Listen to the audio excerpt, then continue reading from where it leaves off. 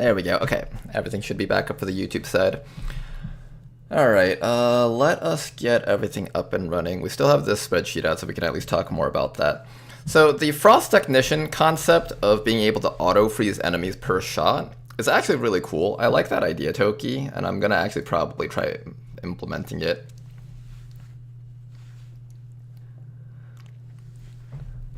I like how League of Legends is simply marked as cocaine on Ronar's desktop. Oh boy. Oh yeah, I still have this picture from a long time ago. Do you guys remember this? Who here actually remembers this moment? Oh, this was such a beautiful moment. That Advent officer, he was just never ever going to move ever again. So what's XCOM then? I never changed up XCOM. I always left that one the way it was. Nice, advertisements on my windows. I need to puke real fast, guys, sorry. Okay, so we have a Frost squad, we have a Get On Point squad. We definitely want to have multiple squads for missions like Get On Point, and that's kind of like what these guys are for. These guys are kind of just like mix and match units where we just throw them into squads as we see fit. Defense squad is for retaliations and Chosen Avenger defenses. I don't think... No, we do want an offense squad too. So the reason why we'd want an offense squad is because if the Chosen give us the dark event or whatever thingy that they set up where we have a UFO chasing us every month, we need to have a squad that's always able to do UFO missions every single month, but we also need to have an offense squad to do big missions like story missions, quests, and stuff like that. We need to have like a big squad capable of doing all that. He leaked his desktop. Quick, steal his identity. Side note, doctrine selection is random. Yeah, but I want to always prepare for like the worst cases, right? So right now we know one of the things that can happen is permanent UFO hunting XCOM. So I need to make sure that I have like a squad that's always back on the Avenger capable of doing that type of mission, as well as a squad that's capable of going out and doing other missions. And this squad is more likely going to be like a mix of everything else thrown together. But it still wants at the very least the baselines of like Sniper X2 at least, maybe. As well as things like another tank of some sort, preferably Mech Protector, but may not have that. As well as Hollow Targeter. So we're probably going to want to build up at least 2 Hollow Targeter type units.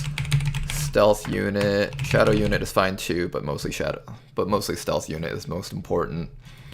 And then we just mix and match whatever else we could take from the other squads, probably. But this is going to be a really big roster that we need to set up. And this will also give me a chance to name a lot of units, because I do want to play with a lot of more viewer units, so that would be fun. Assuming defense squad is a size 12 type thing, I'm assuming offense squad should be at least size 8. So how many units is that total? Let's find out. So, size of 8, size of 12, Get On Point would probably be around 6 units in that squad. Frost squad would have around 5 to 6 units. Let's just say 6 for these types of squads.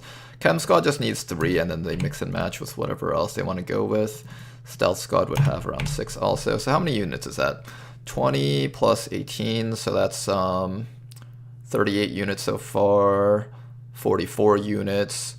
We have 1 Get On Point squad, 1 Stealth Hacker type squad. We're going to need more though, we're going to need more. What else? I think we just need some general purpose squads.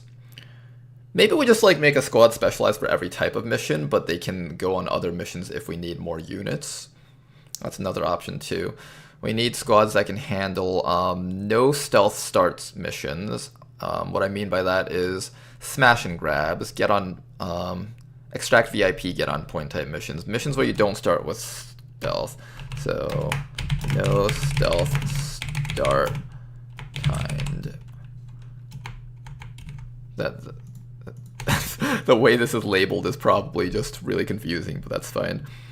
No stealth start timed missions. We need a stealth unit, like a perma stealth unit for sure. The composition of this type of squad would probably be very similar to Get On Point, We also need more control-oriented units that can stun, freeze, and disable Requiem-type units on this type of squad. So we would need like damage units. What else? Stealth, damage, control. Maybe like 2 control units and 2 damage units, something like that is what I would imagine is the best way to do it. Maybe we'll do like damage, ranged, / melee. So we want a ranged and a melee unit that can deal damage. By the way, I did make a Steam collection with Ronar's mod, and I believe it's correct. Oh, thank you very much for that. I know it got crossed out by Nightbot, but I'll post that for you again. So apparently Toyington made a Steam collection for us, actually. Right there. That's exactly what I'm using, apparently. I haven't checked it though, so I don't know for certain. Okay, so for a no stealth start timed squad, I think what we would do is... Alright, let me edit my title so people know that there's no more big missions happening.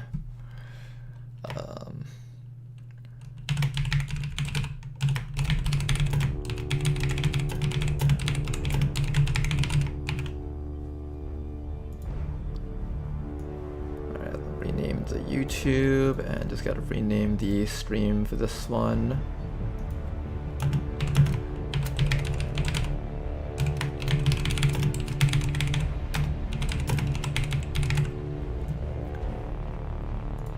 There we go.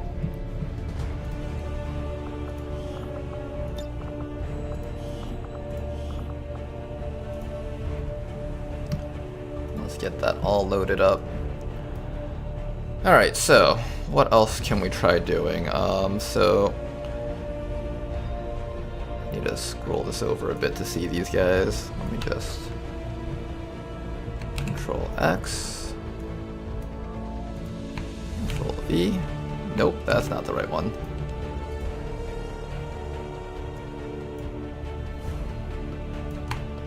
Control X, Control V. There we go.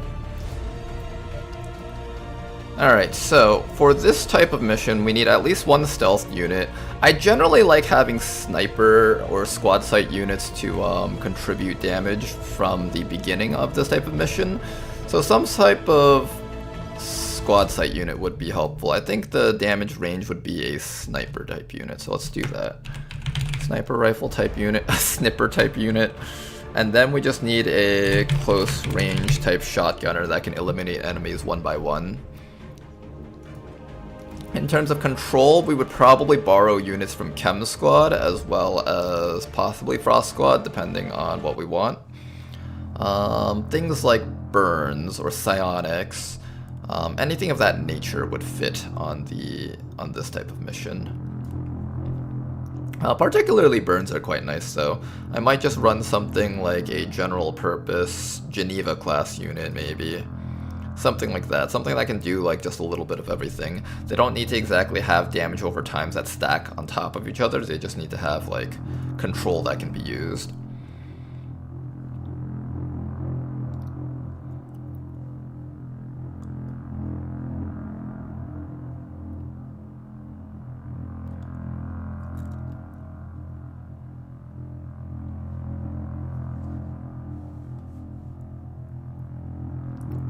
Are Chosen allowed to pick a doctrine after they complete their ascension tree? Also, Rishi, I have a question. Do the Chosen ever do the Chosen Avenger defense?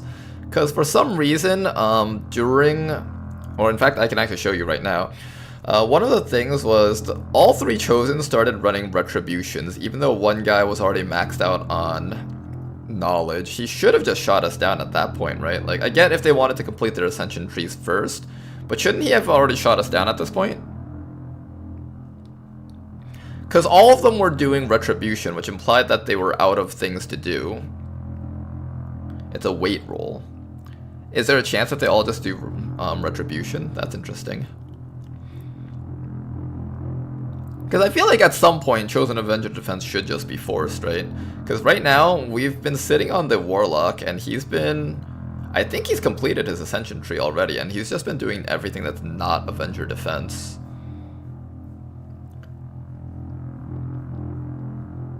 I think Long War changes how retributions are weighted somehow, I see. Alright, so with these squads, let's take a look real quick. I don't want to delete that row, we'll do it this way. 1, 2, 3, 4, 5, 6, 7. This will also have about 6 units on it. So 12, 15, 27, 33, 39, 57. That's about how many units we'll have in a campaign. That's how many we currently have, and the others have just died. So we also have to account for units that might die. It's kind of a limited pool of types of units, though. We should have, like, just extra units. Like, the Mercenary was a nice extra unit in the barracks to just have around, right? So let's list some extras. Oh, you know what else I wanted to do?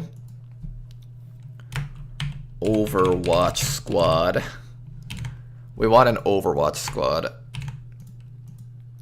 That way, when well, what's that mission? Any missions that have reinforcement drops won't murder us. This is so important. I should have thought about this. We need Overwatch type units, as well as an officer that can do the Overwatch command ability. So, officer with Overwatch circle ability thing. Okay, we want that, and then we want a bunch of rapid reaction units. Probably just 3 copies of those, so we have basically 9 Overwatch shots. And then after that, maybe not all 3, because if lightning reflexes happens, then we just lose everything. So maybe we want like Sentinel / rapid reaction Overwatch X3. Ronar never even got to see the Chosen at their peak.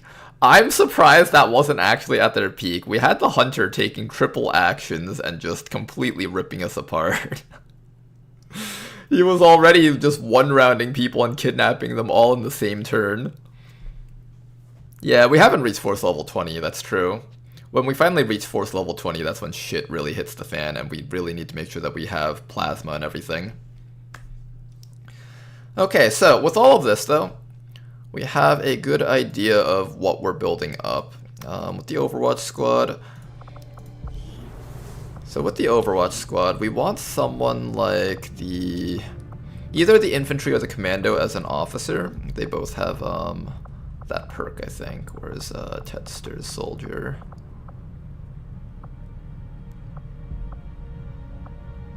Tedster, where's your soldier? Infantry, there you are.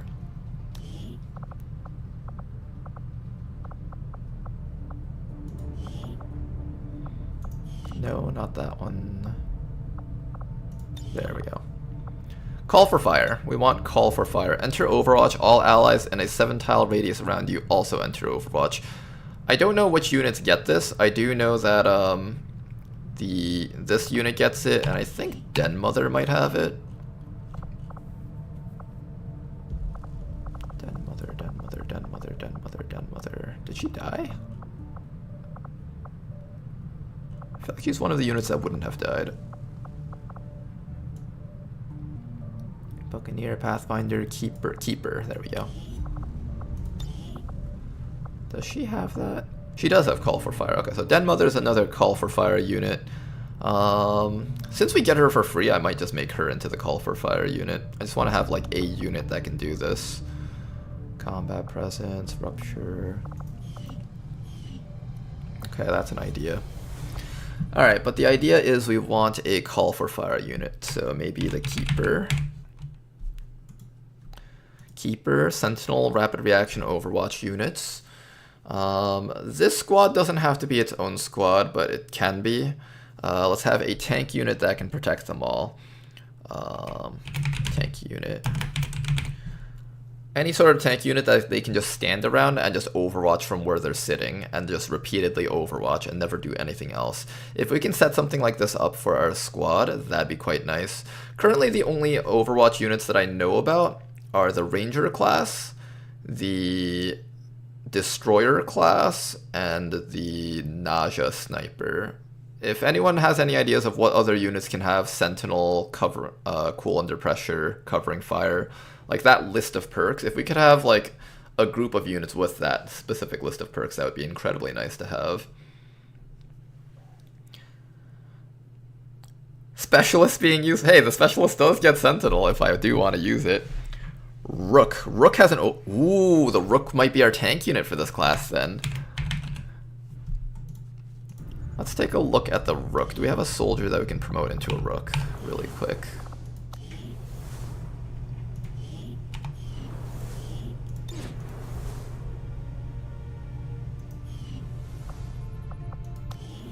Wait, what? I can't train him? Oh, is it because I leveled them all up so they count as leveled up now once I take them out? Viper and Frost Viper have access to Overwatch builds. Okay. I'm thinking of more like human units. That way we can force it with the GTS if we need to. Where's that guy? I guess they just auto-promoted to something. Overlord. Oh, Combat Engineer. Let's take a look at this thing. This is another one of these smoke grenade builds. Okay, combat engineers are experts at using grenades both offensively and defensively. If you want something blown up, tore down, or hidden in smoke, bring a combat engineer. So they get combat drugs, and I did want stuff like combat drugs and then smoke squads. They have smoke and mirrors, which means they can launch smoke grenades without ending their turn.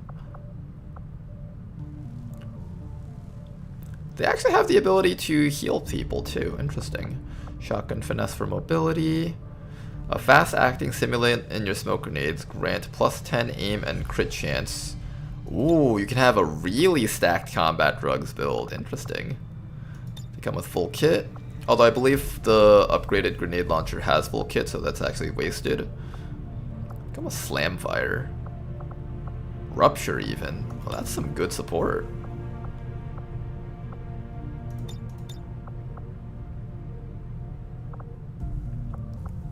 Fastball or breach.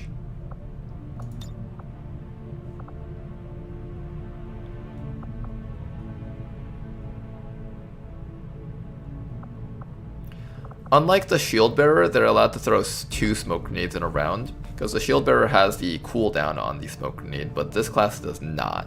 So you are allowed to just repeatedly toss smoke grenades if I need a larger area covered.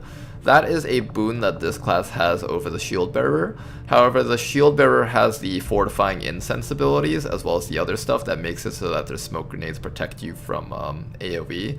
So technically the shield bearer is still a little bit better overall in my opinion. Like an extra 10 aim and 10 crit is nice, but it doesn't beat just being immune to fire, poison, and stuff while you're inside of the smoke. But if I don't get a shield bearer, this is an option to use. This is a perfectly valid option for a soldier to replace that. Slightly better smoke grenades or slightly worse smoke grenades, but the ability to do things like destroy cover, the ability to move quickly, shoot things with a shotgun.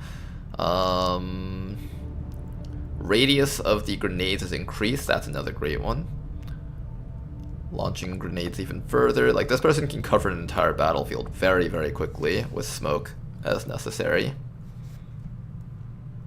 Yeah, and you're not guaranteed a shield bearer, so if we have to have a smoke grenade unit, this is one option.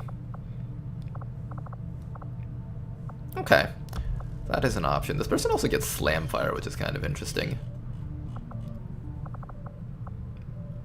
And that's just another pyromaniac.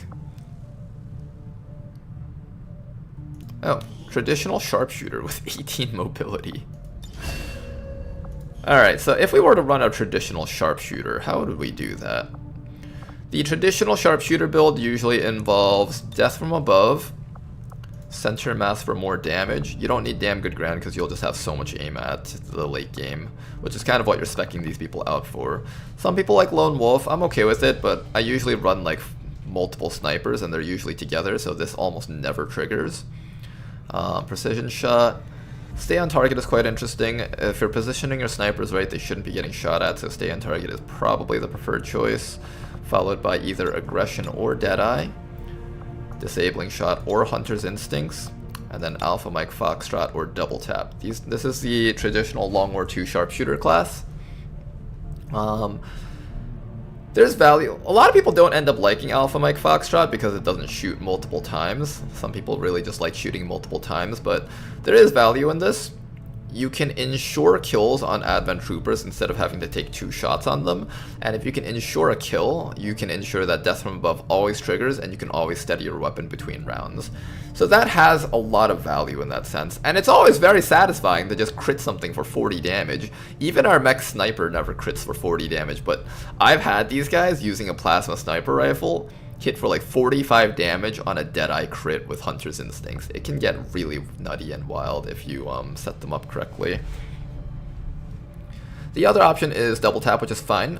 Double Tap is actually quite great because it allows you to shoot at 2 targets. The one drawback of this is that your second shot is not boosted by steady weapons, so if everything's in cover, your second shot is actually very unreliable, and in that sense, you would rather just have a really reliable first shot with Alpha Mike Foxtrot. Personally, I actually lean towards Alpha Mike Foxtrot, but Double Tap does a little bit more damage overall to boss units that stand out in the open, and in this mod, there might be more value in this. I'm not sure yet. The other competing perks are Deadeye and Aggression. You can take Aggression if you feel like you won't have enough crit, but I think there's enough ways to boost crit that you don't have to have this, and having the option to get a shot that does a lot more damage at the cost of a little accuracy is not bad. A lot of things like Sectopods and stuff stand out in the open, so you don't need that extra bit of accuracy, and if you can just hit something for 50% more damage plus crit, that's incredibly nice. The next thing would be Disabling Shot versus Hunter's Instinct. Disabling Shot is incredibly powerful in this mod because a lot of stuff isn't actually stun immune and is a boss unit. But it's also really nice to just hit things for even more damage. If I were to optimize a sharpshooter build, I would probably go something like... If I take Disabling Shot, the crit is actually a little bit better than Deadeye.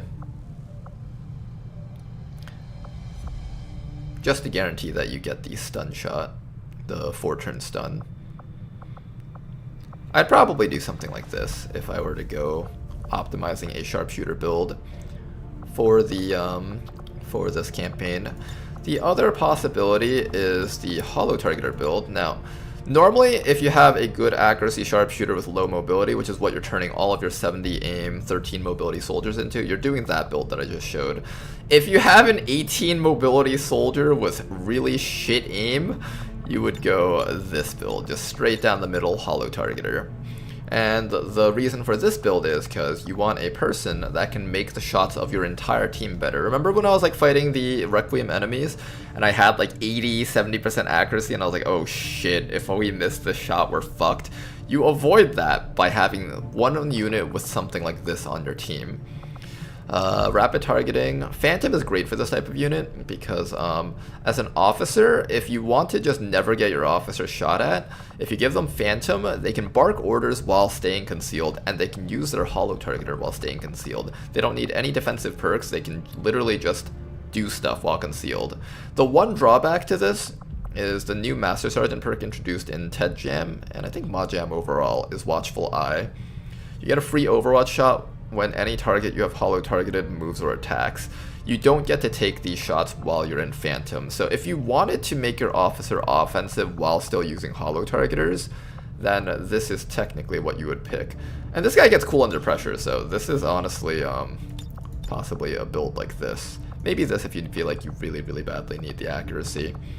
And basically the Hollow Targeter, plus 10 aim, 15 aim, 20 aim, depending on the level of the Hollow Targeter, 20 aim at the max. With High Def Hollow, you get 10, 15, 20 crit, depending on the level of the Hollow Targeter. So at max level, 20 aim, 20 crit. You take those like 80% shots that possibly kill you if you miss, turn them into 100, right? Take those 70% crit shots, turn them into 90% crit shots. It's incredibly helpful, incredibly strong, and it applies to everyone shooting at the target. This isn't just like buffing one soldier, this is buffing the entire team against one target. Independent tracking lets you mark something, wait around while you're in stealth maybe, and then mark something else, and then you get to have two things marked in a turn. Vital point targeting is another big one. boosting damage against hollow targeted enemies. I believe the damage is 1 with basic and medium, and 2 with the tier 3. As we all know, Center Mass is an excellent perk. Hunter's Instinct and Lethal, the +2 damage perk, is also incredibly strong. Having it tied to just a perk buffing everyone on your team. So let's say you have 7 other people on your team and they're all shooting at a target. This isn't just +2 damage, it's +2 times all 7 people on your team. So that's like 14 damage total. That's excellent. It's a very strong perk, and it also combos very well with multi-shot perks. So for example, if you made your officer into a pistol user, and note, these guys are very, very good pistol users, Fanfire over here would be dealing bonus 6 damage from vital point targeting. It's incredibly powerful, and if you have a big team that has a lot of pistol users on it, you can really just rack up massive damage on a single target. This is kind of what we were missing this campaign.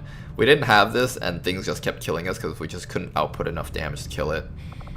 Multi-targeting is quite good. Before the engagement begins, while the pod is still gathered together, you can shine the multi-target on the entire enemy squad and they will all just be marked. It's super nice.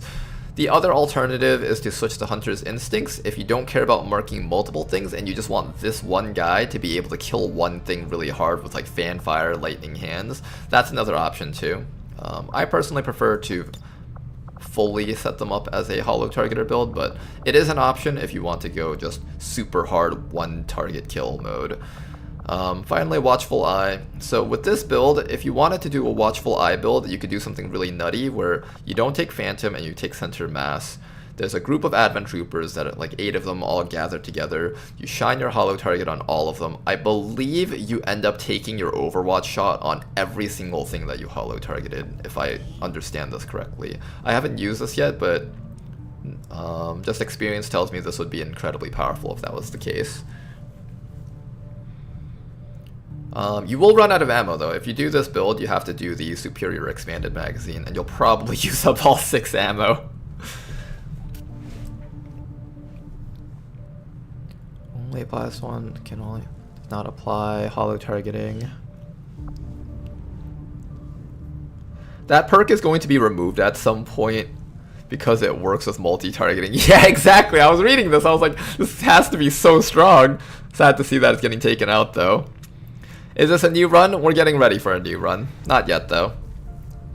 Tedster doesn't know yet. This is incredibly powerful. It's like, I would say this is like Serial on crack. It's a much better version than Serial, honestly. You could just go back and put Serial back in. That's not the worst.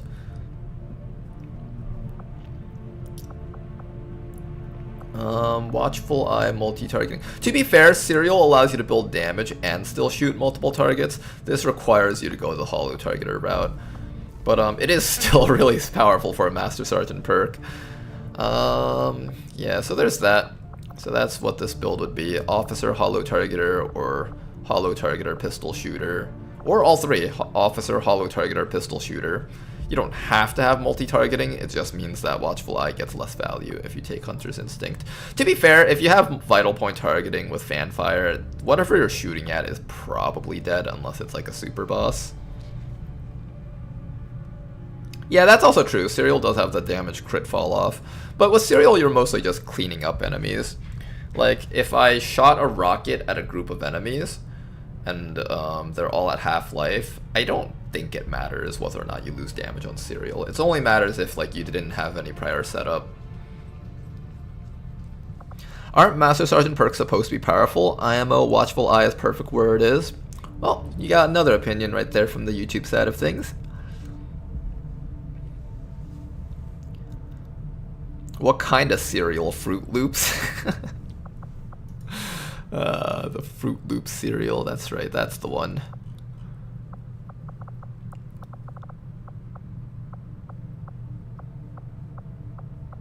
Okay, so that's kind of what we would do with that sharpshooter. That's another possible unit that we can slap onto our sharpshooter squad. Anything else that we want to look at? I did wish I could look at more of the... What? Oh, I have to do that command again. Give resource supplies 999, and we should be able to recruit that guy. What's a class that we want to take a look at? I think Rook class. Someone mentioned that thing had Overwatch on it. Let's take a look at the Rook class so we have an idea of what those guys can do. I'm sad I didn't get a chance to play with the Witch too much this time around. We also have to figure out what we're going to do with our hero classes. Witch. No, not Witch. Shoot, what was I? I always forget. What was I looking? Rook. Rook. Recon is another replacement for the Hollow Targeter class. If I don't have a sharpshooter with Hollow Target, I can do that. Recon is better at stealthing, which means it's inherently a better officer type class. Okay, let's slow-mo 3. Setting course for Eastern European Wars.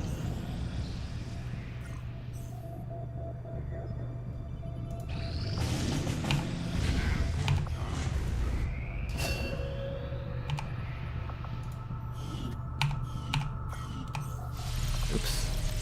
Oh my god, this is moving too fast. The elders do not see them as innocents, be they man, woman, or child. All who stand in defiance are to be purged. Honor be damned. These Chosen are constantly hunting us to try and recapture you, Commander, and are spreading terror throughout the Resistance as they go. Let me finish training him. Pay close attention to each one as Is there a console command to just auto-train? our plans. I'm assuming there is, but I'm already almost done. Commander. Oh, our mech is done. Rook training is done. Oh. Brave Templar wishes to join you in your fight against the Hey, nice, we escaped. We're in the clear, Commander. No further sign of the pursuing UFO. There will be no signs. Finish the tech there so we can look at what we just unlocked. Defiance of the elders. There we go. They will The world is falling apart and we're just skipping ahead of everything.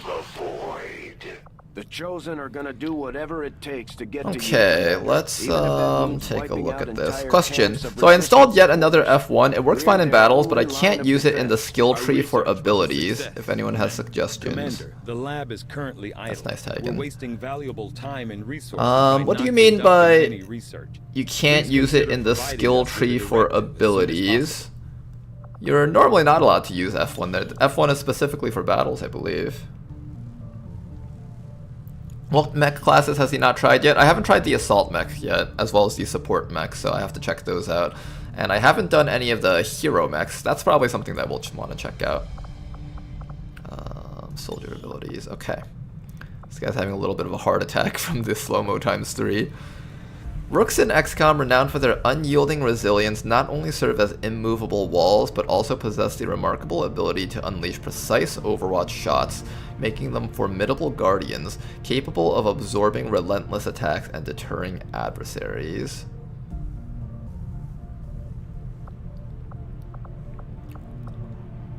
An empowered shot that weakens enemies, reducing their aim, crit, defense, dodge, and mobility for 1 turn. Deals bonus damage against psionic units. Aim, crit, defense, dodge reduced by 10, mobility reduced by 5. That's actually quite interesting. Protect and serve. So you're allowed to shield and shoot. Shrouded Bulwark. When you shield wall, release smoke to protect nearby Ooh. Oh, wait, this is an excellent smoke unit. Holy moly. Wait, this is great. He doesn't come with dense smoke, but he comes with fortifying incense. This is a great way to defend the squad, actually. Wow.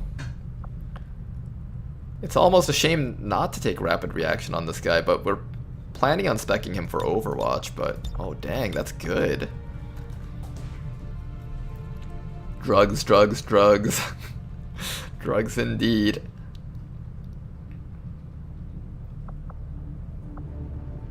XCOM Row 2, yeah, but this is, well, we're not playing out this campaign anymore. This campaign's dead. Oh, this guy can also learn Call for Fire there. Kill Zone, Pack Tactics. Oh wow, this is a really nice one. If Shield Wall is active, all adjacent allies enter Overwatch. I think the Hoplite class had this perk also. Okay, not accounting for the bottom row, what would I do to build an Overwatch tank? A tank that's meant to protect our Overwatchers. Bonus decreases with range, cool under pressure, combat simulants, combat drugs.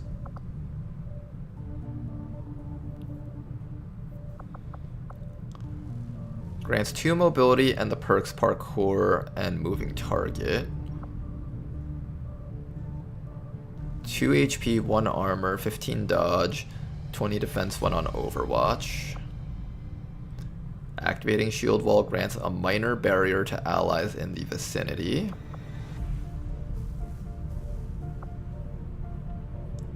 Shield wall grants an Overwatch action. Smoke grenades protect. Oh, that's so nice.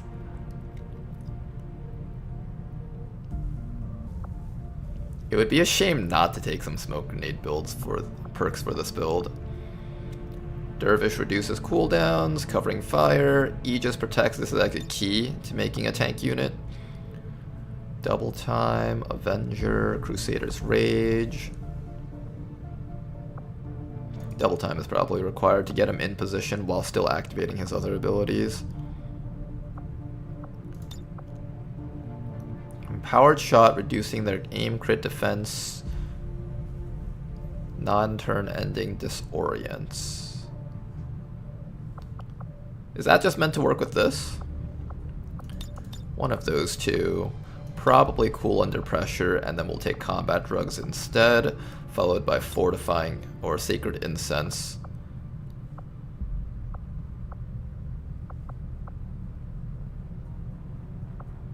Probably sturdy walls.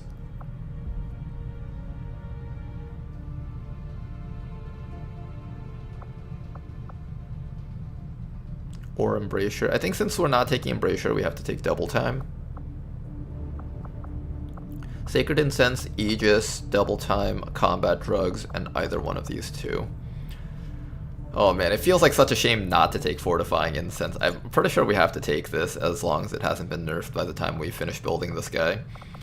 Alright, this is a pretty interesting take. So basically, we have our Overwatch squad, right? Our Overwatch squad, let's say the Rook is here. Rook. Then we have our Overwatchers, so maybe like the Keeper is here. And then the Overwatch units are here. Surrounding him. Just like that. We'll activate Aegis, and now he takes reduced damage and redirects all shots towards our Overwatchers against him instead. So now he's protecting all of them.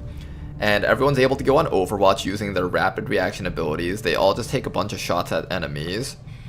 And then this guy will be able to also Overwatch with cool under pressure. Sturdy walls gives him 20 defense while he's overwatching, as well as gives him armor and dodge. Because he's releasing a massive fart cloud every time he puts up his shield, his entire team will be protected from mental effects, as well as damage over time effects, as well as explosive effects. So you can literally just have a team sitting in one spot and just constantly overwatching until all the enemies are dead. And then using double time, they can slowly move towards the objective. This is better for non-timed missions, but this is excellent for things like Advent Retaliations, where they're drop potting in enemies infinitely, or missions like the Haven Invasions, where enemies are constantly getting drop potted in.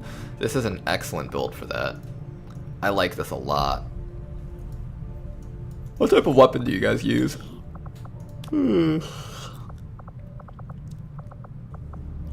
Assault rifles.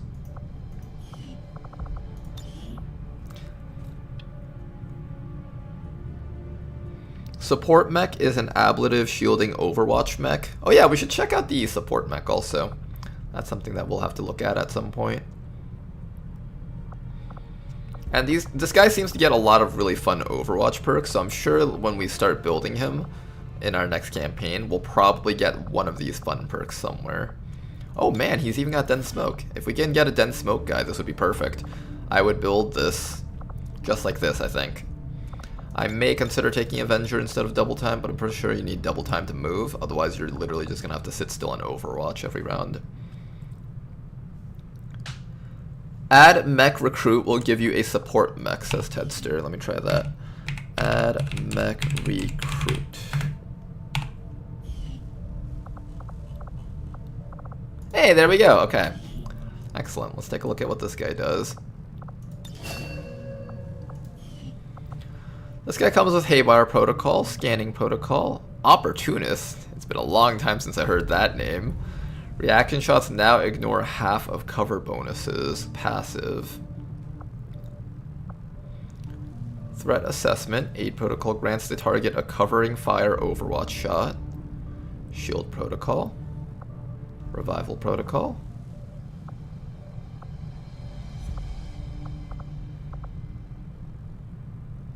Advanced Fire Control. 20% aim on reaction shots.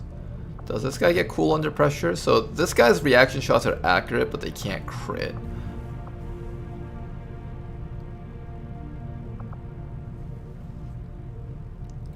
And add Skirm Mech Recruit will give Mech Skirmish. Okay, we'll look through all of them. Ready for anything. After shooting, you enter Overwatch. You have Stasis, Covering Fire, Sentinel. Okay, that is a Sentinel unit. If I needed one of those things, I could use that. This thing comes with Scouting Report! Remember how I asked if Scouting Report would stack? Here, we'll go over that one more time in a bit. Sentinel, Supercharge, Chasing Fire. You know, that's something I have to add. Are you planning on nerfing this, Tedster? If you are, then I can't add it to this list. Scouting Report Squad. Tedster's not planning on nerfing this? Oh boy, okay. When activated, the mech gains bonuses to aim, mobility, crit chance, and hacking until the end of the turn. Ooh. Oh, that's interesting. Oh, wait a second. Plus 50 hacking with Puppeteer? Oh, I get it. I get it. That's a pretty fun concept. And you can just take control of every single mech on the field. Oh, that's actually really neat. Oh, I'm tempted to go for that, actually. Shields up. All squad members get applet of HP. Covering fire. Okay. Alright, so Scouting Report. What's so interesting about Scouting Report, you guys might ask? So, you collect 1 intelligence point each turn. Intelligence is just a random stack of a thing that gives bonuses. So 1 point of an intelligence stack gives 1 aim and defense to all allies, up to a maximum of 5. Once you have 5, you can spend it to give someone a free action, decisive action, just like an officer would. Now, what I'm interested in was, I can have 5 aim and 5 defense to all allies, but then I asked Tedster, what if I had a bunch of units of Scouting Report? And Tedster said, yeah, that would work. And now I was thinking, what if you have 8 soldiers with Scouting Report? That means 8 times 5, you have an entire team with 40 bonus aim and 40 bonus defense. Your team is literally walking around with full cover tied to it. And then this is where you get some funny concepts. If you have things like dense smoke, Scouting Report Squad, the enemy isn't hitting you. If you have like a 12 unit team, that's 60 aim and 60 defense. And with how powerful mech guns are, you can do some really, really funny things with that. Incredibly funny things. Incredibly unfair things to the enemies. And I am planning on doing just that, if we ever get enough Scouting Report units. But I'm just gonna start accruing a list of Scouting Report type units. Mech Support is possibly one of them. Possibly one of them. The other possibility is making a hack mech. This is also a very interesting perk combination also. Let's look at the Assault Heavy that we finished training up, and then after that we'll look at the hero mechs and decide whether or not we want to make hero mechs. Oh, another question, Tedster. So the game lets you recruit like 2 of each hero and then it stops. If I turn a hero class into a mech, does that allow me to get another hero class back? Because that'd be really neat. Possibly an oversight, but really neat. Where's that mech assault, mech assault, mech assault, mech assault? No, that's an exploit I fixed. Damn it! Damn modders, they fix everything. They take everything from us. It's not fair. How can someone be a mech skirmisher and not allow another recruitable skirmisher? It's unfair. It's unheard of.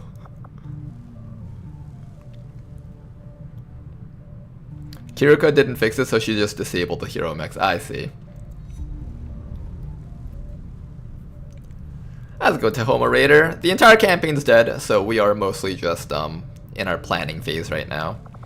Alright, this is a mech class that gets run and gun. Very interesting, very reminiscent of the Marauder class from XCOM, from Long War 1. You got some shock absorbers for less damage within close range, kinetic strike. The strike ability no longer has a cooldown.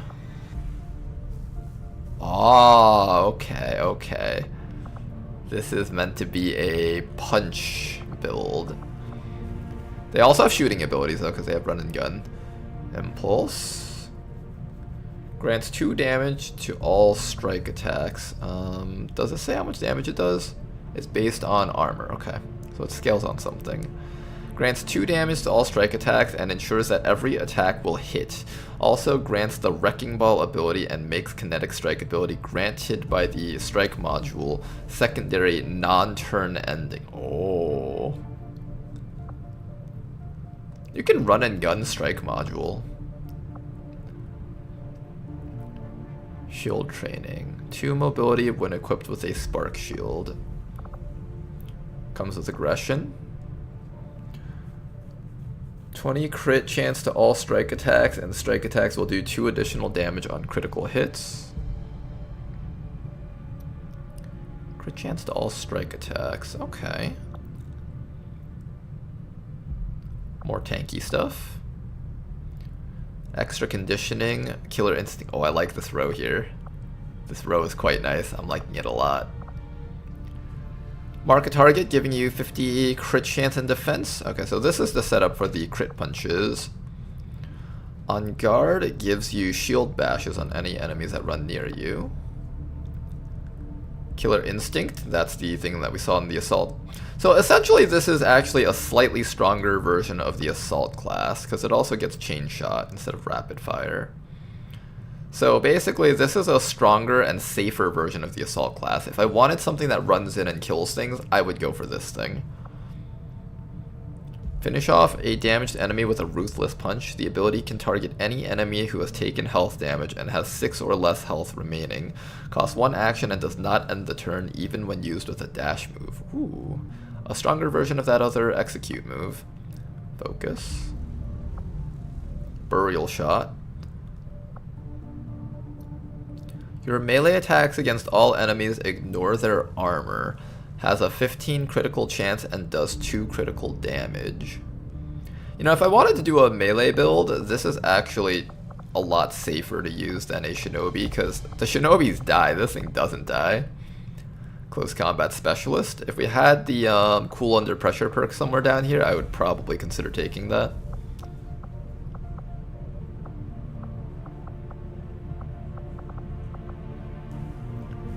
Lethal. Do 2 additional points of base damage. Yeah, that's really strong. Charger. 4 mobility. Oh, both these are hard choices. They're both pretty nice. Chasing fire. Chain shot. Gore. Killing an enemy has a chance to panic some of the nearby organic enemies. And unscarred. You can deal more damage. Okay. So I think with this build, there's 2 primary builds that we'd care most about. The other thing is just more of a slightly subpar tank build, tank support-ish build. I'd probably do something like either the run and gun build, where I just kill things. So I could either do something like that. Either one of those two, followed by chain shot. Gore is fine too. Honestly, all three of these are fine for this max row. If you have cool under pressure, you can opt to take close combat specialist with aggression, and things will just die if you just shoot them a bunch of times with your mech. Quite interesting. And then the other option is just straight down the middle with the punchy build. The issue with the punchy build is that it can only focus one thing at a time. It doesn't come with Reaper, it doesn't come with Serial, so it doesn't really have many chain killing options. This is a mech that I would relegate to more of a small mission type team, but even so, chain shot with aggression and killer instinct against the boss unit with lethal is going to kill boss units. Not like straight up kill them, but it'll like chunk 40% of their life. The issue is that you have to take the shot back from the Requiems, which I don't think you would be able to survive without tank perks. And if you're taking everything up here, you're not taking tank perks. So that's kind of the one issue with this mech, is that he won't get to be able to be as tanky as we would like him to be. But nonetheless, a very solid build. I think no matter what, this is going to be a strong unit, no matter how you build them. Whether it's melee or shooting oriented. I want to say it can get up to like 20 damage per punch and like 11 crit. That does sound pretty wild. I think I would prefer my double gun crit, but the double gun crit does have a cooldown period in between before you get to run and gun again. So there is a lot of merit to the punchy build. I think it's whether or not you want more consistent stream of build damage or like have a big burst of damage followed by just less burst of damage later on. I think both are very fine builds though, from looking at it. I would have liked to see something crazy like Serial or Reaper on that thing, but I don't think it has to have it. What was the command for give? Add mech skirmisher recruit, was that it? Oh, the localization was bad, it's 20 aim, okay. You never got to see the bullshit that was the original Mech Templar? Yeah, I never got to see that one. That's alright though. What was the command for this one again? It was add skirm mech recruit. Okay, add skirm mech recruit. There we go.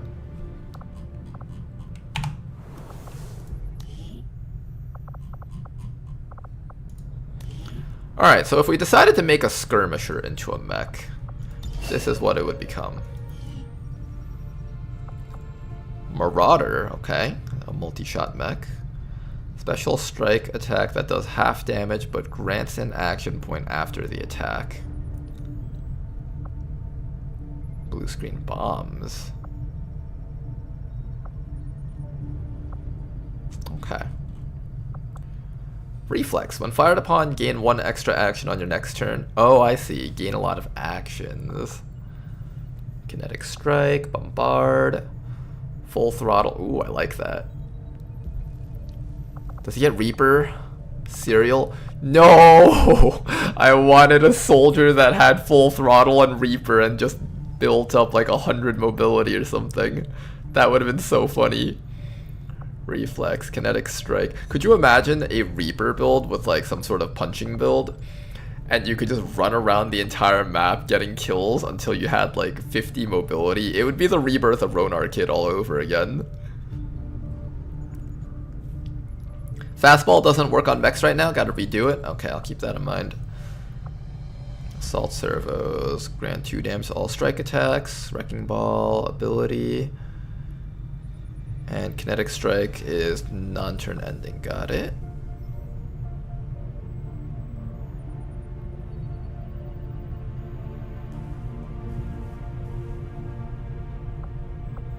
Heat Arsenal, 30% bonus damage to robots, or 30% bonus damage to organics. Combat Presence. Hit and Run, Burial Strike. Master Blaster. Gain the salvo ability. Okay, so that's salvo and bombard. So you're able to throw a lot of grenades if you want to do a grenade build. So once you fix this, this might actually be somewhat interesting. Comes with blue screen bombs and sting grenades. Blue screen bombs and sting grenades. And coup de grace. Oh, I see something interesting here. So one build is like kind of a machine killer with heat ammo. Well, it doesn't have to be a machine killer, it can be an anything killer basically. But you basically get a bunch of stats when things are stunned. It's like 50 aim, 50 crit. Yeah, so you're pretty much guaranteed to crit things when you hit them with a sting grenade. That is actually quite interesting. I can see that happening. Quite interesting. Burial strike, hit and run. That would be your multi-shot perk.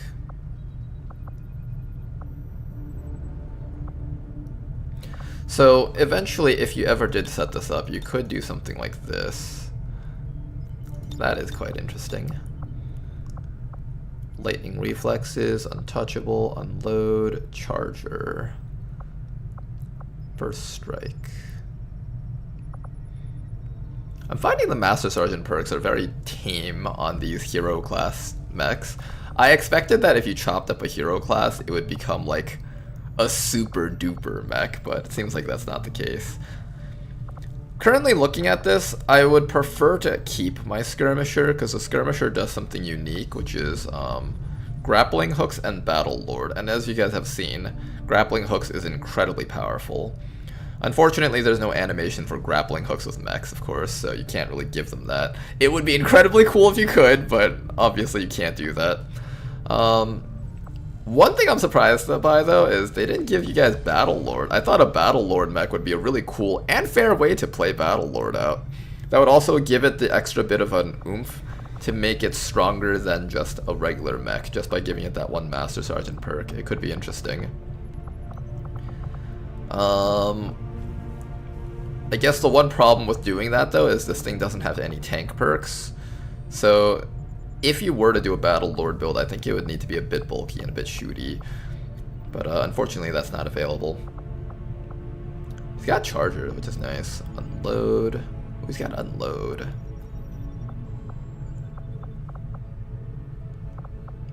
Oh, he's got Unscarred also. You can dash punch something with Lightning Strike, get AP back, and shoot something. Yeah, it's very solid, just overall, like, go in, punch things, shoot things kind of thing.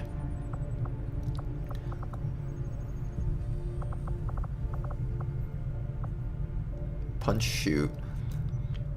Is it just me, or does the Mech Assault do more damage than this thing overall?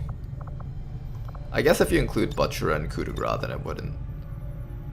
No, that's not true. Killer Instinct Chain Shot with the Assault Mech is probably more damage than this thing could ever hope to output. Killer Instinct is a lot of damage. This does come with Butcher and Heat Arsenal, though, so that makes it stronger. And it has more utility. It has combat presence.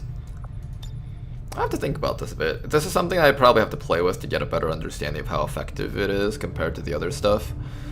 But I think currently looking at this, I would probably prefer to play with the Skirmisher. The ability to displace Advent towards you and be anywhere on the map at once is very valuable, and I'm not sure I'm ready to give that up for a thing that performs equally well as a Mech Assault, is what I would say. Yeah, I don't think I would give up a Skirmisher for this thing, probably. What was the other command? I think it would be, I'm assuming there's a command for Templar mechs, right?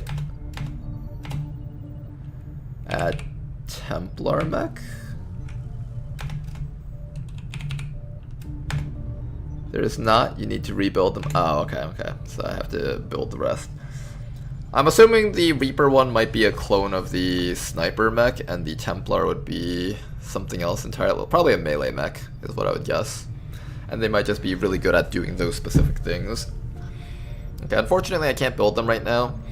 And I would probably keep those mechs the way they are unless there's something really wonky about them. Like, it'd be cool if there was like a Shadow Reaper mech. That'd actually be really neat. Imagine it has like a cloaking mech and it sneaks up to its enemies and then does some big hit and then goes back into shadow. That'd be a cool theme for the Reaper mech. I don't know how the Templar mech would work. It'd probably just be like tank and melee, right? Oh, the Reaper mech does have a version of shadow. That sounds really neat. Bottom tree needs a rework. Maybe we could see that. I'd like to see it.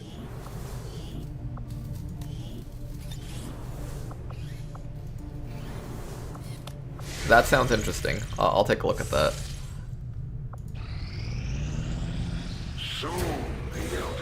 Oh. Well, we not get to see it. Hey, we get to see it. The Elders don't spend a lot of time worrying about the difference between soldiers and civilians. It's all the same in the end. The Elders never had any issues targeting civilians, and their Chosen are no different. Anchor dudes, training is done in 10 counting days. on us to protect their people. We can't let them down. Incoming message. Oh, Chosen Avenger time, I think. We'll look at the mission just to see what it looks like. I recognize that you've been placed in a difficult situation, Commander. Our continued failing. Uh-oh, we'll never get to end. see the Anchor All dude. systems check out. It's almost as if our own signal is bouncing back at us. Perimeter alarm! Looking for a breach. Almost got it. There. He's just like photobombing us. We have his face all over our screens like, oh god, it looks so ugly. Get it off, get it off. Abandon your misbegotten sanctuary and seek the Elders' mercy. Only with their power can this world be spared. Send one rookie to walk up, see how bad the map is, then end the mission. Yeah, that's what I'm gonna do. Get me a fix on its location, now! Got it. But you're not gonna like this. You know what Advent should do? They should have that cannon, except pointed at XCOM Whatever soldiers. that cannon is, On just they've already regular got it keyed to missions. critical systems throughout the ship. We can't take many more direct hits. We're not going to. Commander, we need to take that thing out while we still can. Yeah, we were never going to be able to survive this mission. The Chosen have finally found us, Commander. There We need is to a prepare our 0% chance that we would defenses. ever survive this mission in our current state. But we'll take a look at what the enemies have, though. The symbol of hope to your people that has eluded us for so very long. The Chosen aren't pulling any punches. They're here to take us down for good. The creepy guy from Discord finally found us. Oh no, the Warlock is a Discord mod. Watch out. The Warlock just looks at us with disgust. No, of course I'm not a Discord mod. I'm actually a Reddit moderator. Oh god, it's even worse than I thought. Oh god. This is the worst. We're trapped on a map with them. There's nothing we can do. You'll need to console command to kill stuff and then plant the bomb. Oh, there isn't a console command to win the mission? That's fine. We can do that.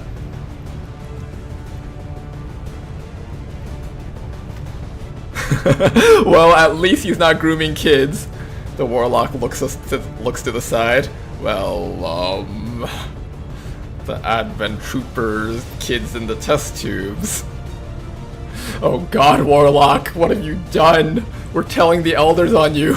No, do not do this. Even the Elders look down upon those who do what I have done.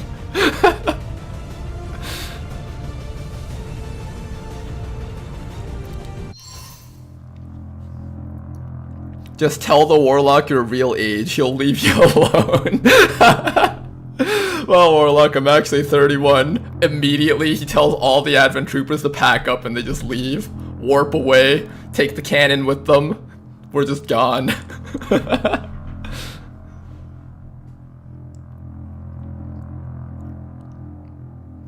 Oh wait, there's a command to just make a soldier a class? I didn't have to scan ahead for that? I should probably use that then.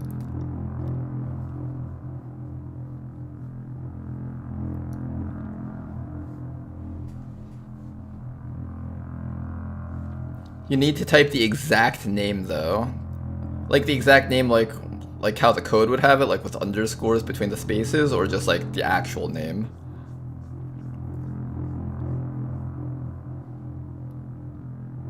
The mod added one that is just rebuild selected soldiers class. Okay. Oh, I have to type the actual soldier's name. First and last name, or just first name? Make soldier class Ronar Kid RM underscore template mech trooper. Okay, I'll try that out.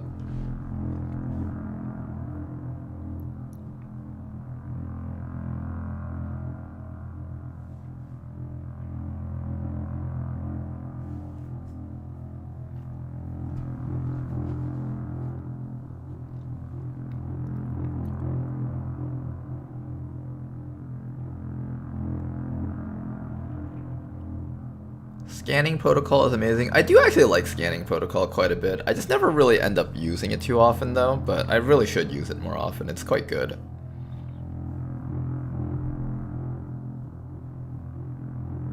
Did you see the redone Mechelian? No, I have not actually. That's something else I would like to take a look at. Maybe we'll try making one of our arsonists into a Mechelian just to see what it does. How do you guys like the super long loading screens? It's enough to drive anyone crazy.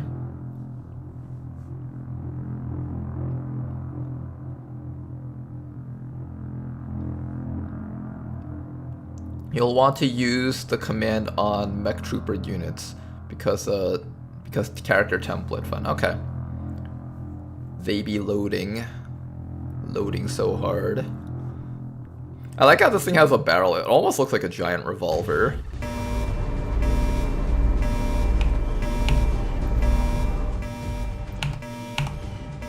Can't skip it.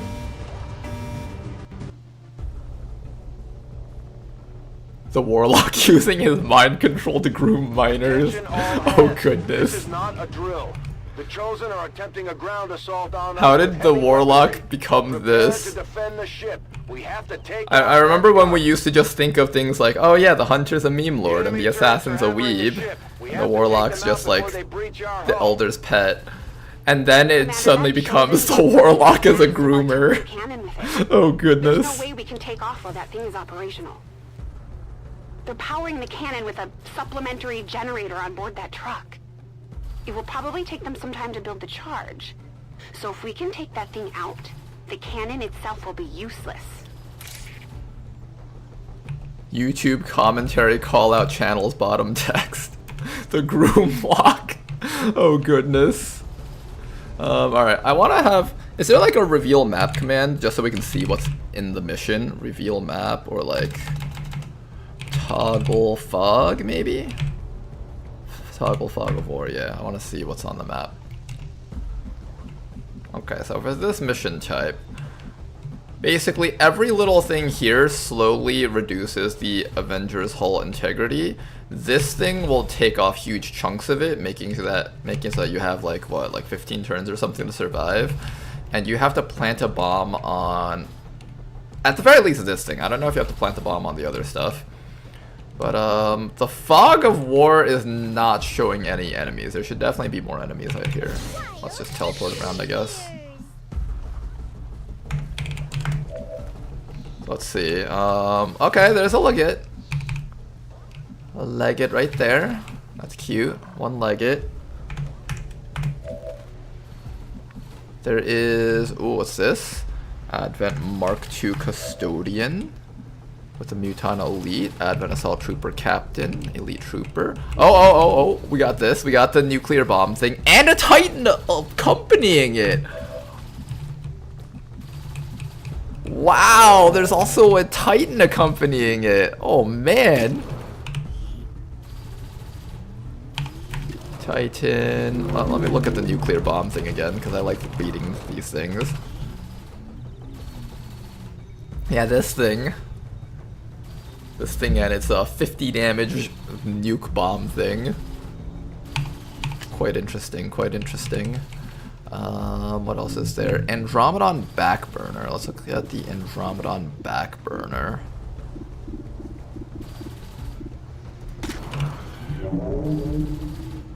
Fist Strike. Fire Glob. Oh my gosh. thing throws napalm and it has dragon rounds. This thing will fuck your shit up if you let it take actions. And that's not even like a unique enemy. Or it's like unique, but it's not like a super unique enemy. But just by giving it fire, it's automatically just more threatening than everything else that we've seen so far.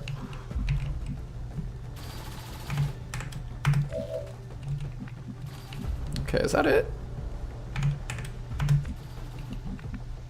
This wasn't actually too bad. I think a little bit less enemies than I remembered. Oh, and there's the Mechapede.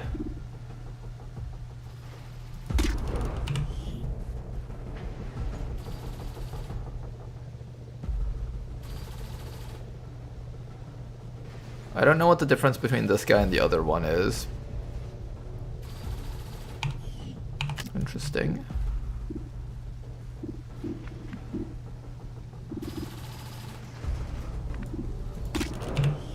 And then this is the thing that has the execution shot, right?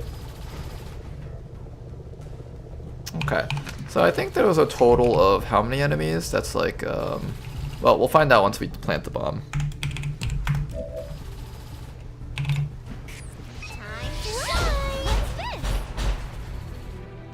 Okay, let's see how many total enemies are on this mission type for next time so we can prepare for it.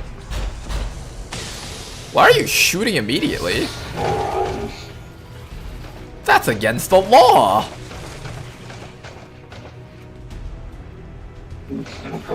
Sectopod with 36 HP. Wait, why are they all just acting? Wild. Okay, is that it?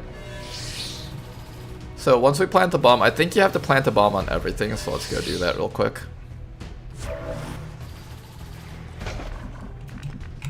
And while we're doing that, we'll be able to see all the enemy count.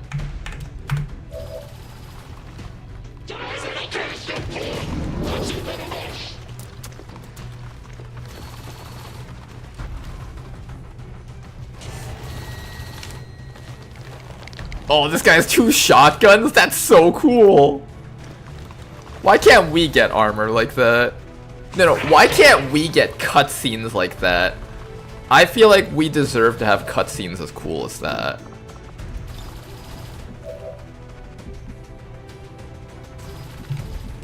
Okay, so we plant a bomb there. I think we have to plant a bomb here.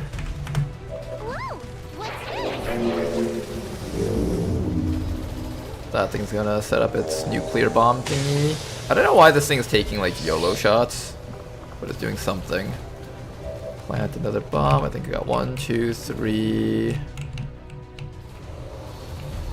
that it? Just 4 little turret things. 1, 2, 3.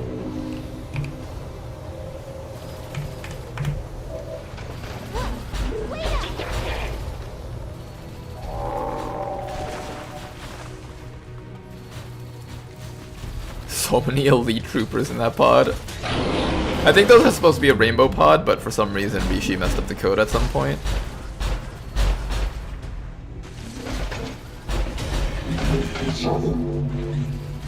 So this is about 41. I remember a long time ago when I did this mission, when I was first playing Long War of the Chosen, it was like a 50 enemy mission, but it got cut down to 40 it seems.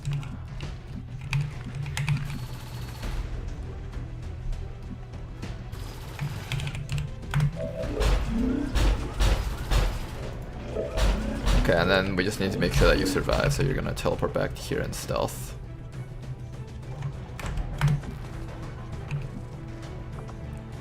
Oh, what? You're not allowed to stealth? Weird, okay. But I think that's 41 enemies, if I recall correctly. Just making sure. I just want to get a proper head count of how much stuff we actually have to fight against.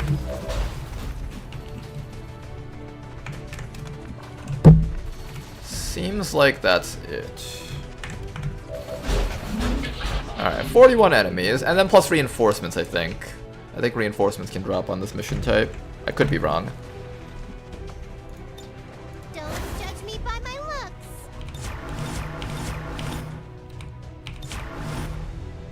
Good work out there. No reinforcements but Warlock, I see. Is disabled. Now we just need to mop up the remaining enemy forces. That's one turret down, but we still need to deal with the rest.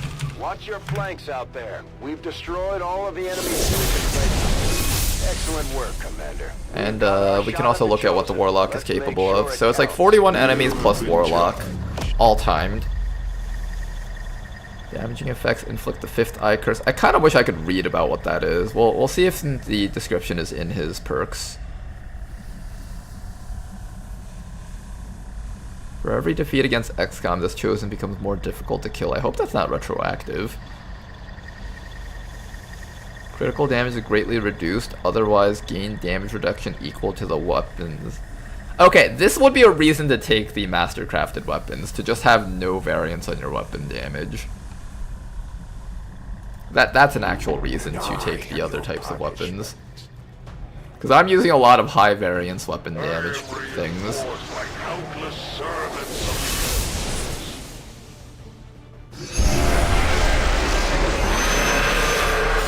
Oh no, he's grooming that muton. Warlock, don't you know? That muton's a minor.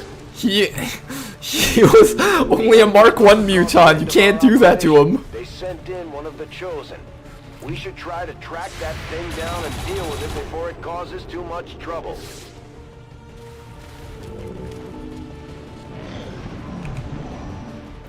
Warlock is secretly a Minecraft YouTuber from early 2000s.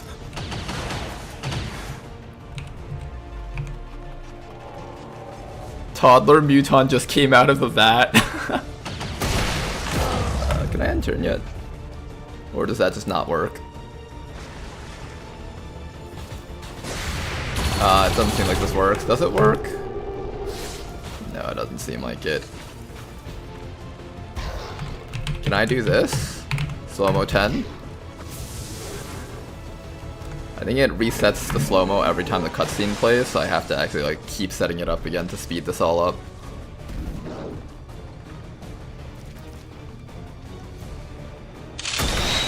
Wow, he's got like a sniper rifle thing going.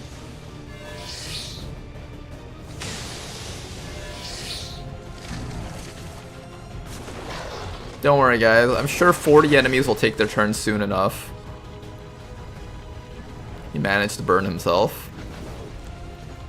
Kill all AI. Oh, can I do that on the enemy turns? Oh, wait, we're already done. Let's go home. How does this work? How do I go home? Oh god, it's... Oh, you have to eliminate all enemy forces. That's why. Kill all AIs. Does that work?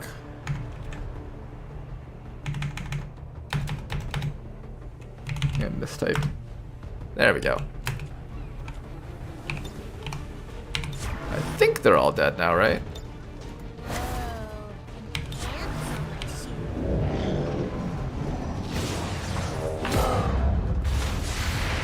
Wait, he's not dead? They're immune to kill all AIs?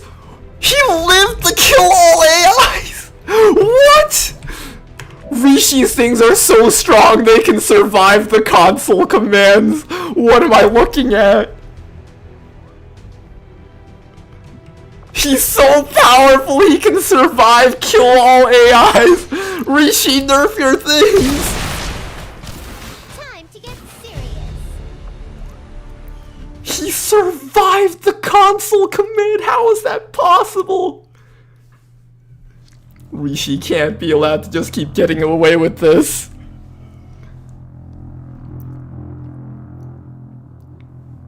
Ronar when he can't read the chat or objectives. Tester pointed out kill all AIs is jank with regenerating enemies. That's alright. It's a garbage console command and should feel bad. Oh no, Tester's being mean to the console. Beyond your puny mortal understanding. Imagine Rishi makes it so that all her units are not only immune to half the damage that we deal, but the aliens are also immune to console commands. We managed to keep the chosen A off the Requiem Avenger console for now, command Commander, enemy but I'm unit. sure they'll be This back. unit is capable of We need to typing in keep working kill with the all factions to XCOM. track their position. The sooner we take them out, the better.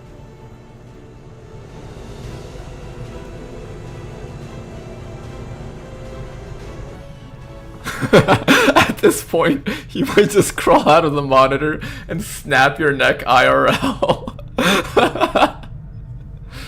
Oh man. Aliens are immune to exiting the game and turning off PC. Alright, let's just get Danker Dude really quick.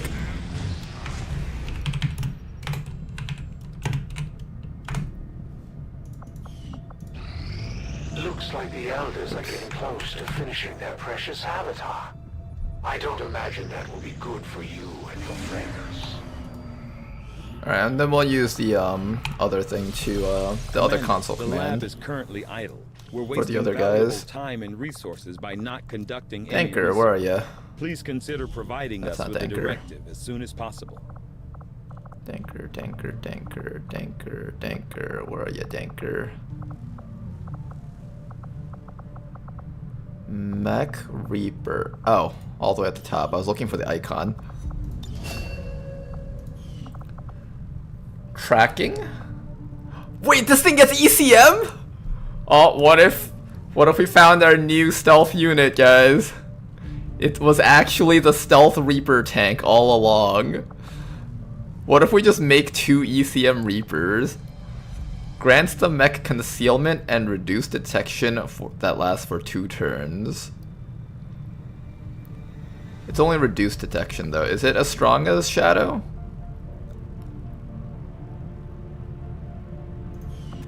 Five-turn cooldown. Is that a longer cooldown than actual Shadow? It might be. Metal Danker Dude. What if the stealth units were the friends we made along the way? Not as strong as Shadow, but it's very strong. Okay. Let's see. Bandolier. He gets Snapshot. That's interesting. Standard shots from your primary weapon or pistol now cause bleeding. Gain an additional move action after taking a standard shot. Plus accuracy while concealed. Salt in the wound. Soul Harvest. Ooh, they just get this. Marauder. Once per turn, if this soldier moves while out of ammo. Oh, I get it. You can move, shoot, move again, and reload while you're moving. Oh, that's a neat one. This might actually make for a better sniper than the other one. Let's see what the rest of his stuff is. Silent Killer. How do you not get spotted when shooting this massive ass gun? The Archangel Mech Artillery Cannon. But yes, he does remain stealth after shooting it. The enemies don't hear or see where the bullet came from. Silent Killer. Yes, very silent Mech Artillery Cannon. The auto sniper classes have that perk as well. I see. Running on empty, Iron Curtain, Detonation Shot, Implacable, Heavy Cannon attacks inflict poison. Oh, interesting. Poison and bleed along with salt in the wound. Gore. Recharge. Cold-blooded. Lethal for 2 extra points of damage. Gain 100% crit chance against enemies that do not see you. Isn't this just better than both of these other perks? In every way? Why is lethal even here? Isn't heavy hitter just lethal? But I guess it doesn't get the crit damage bonus, but 1 damage bonus on crit is hardly a consideration comparing Master Sergeant perks. I think at least upgrade this to Alpha Mike Foxtrot maybe. Or something else. This thing can learn Banish! Except this sniper doesn't have a lot of damage or ammo on it. You would have to build this with the standard shot, which is still insanely good, but also you don't get the other bonus accuracy perks. Okay, so there's like some consideration to have to keep in mind if we're going to run Banish on this thing. It's also a side grade, so you're not guaranteed to get it. That's interesting. I wouldn't mind running like at least one Reaper mech maybe, particularly with Dead of Night. I think this makes him a better mech sniper than the actual mech sniper. I could be wrong.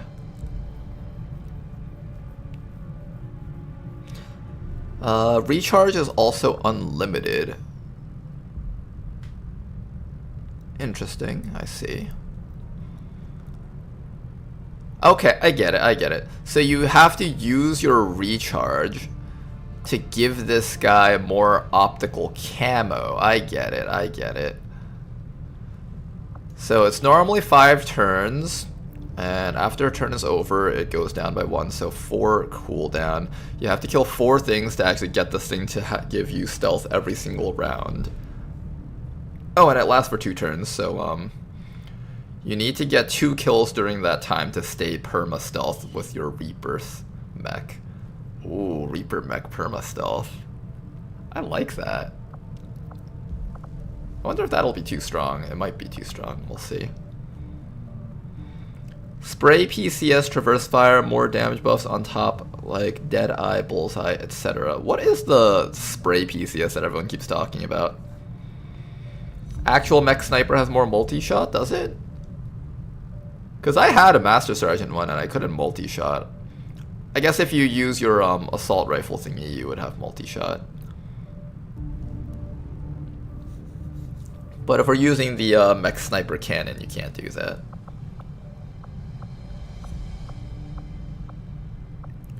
Spray PCS gives you the ability to shoot any weapon for 1 AP non-turn ending with -20 aim. Oh, interesting. I wonder if that'll be useful for certain units.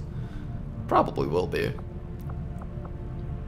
Toxic Nightmare, Steadfast, Predator. Okay. If I were to build this guy, it would definitely just be a kill stealth build.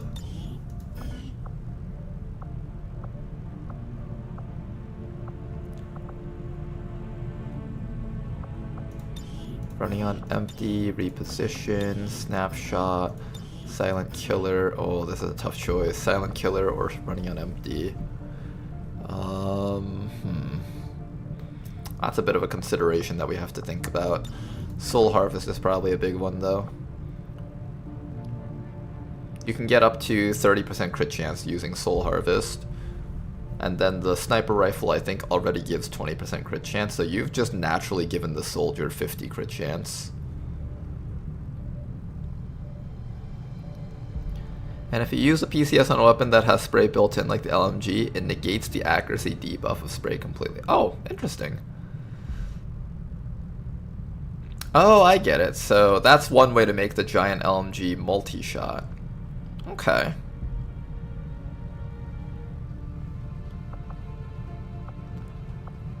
Alright, so I would do a full crit build with this guy, I'm pretty sure. Full crit build. It'll be pretty fun if we ever do build him. Toxic Nightmare or Implacable or Detonation Shot. There's a couple of ways to run this. For example, if I don't want to take Reposition, I am allowed to take Implacable. But if I take Implacable, that means I have to secure the kill to get my ammo back. So that's something to keep in mind. But if you want your stealth bonuses, you can do that.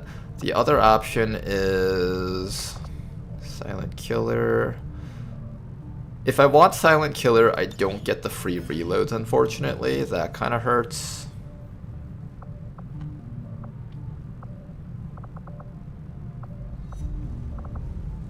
Yeah, I won't get the free reload if I do that. We could also do the Banish build with Dead of Night.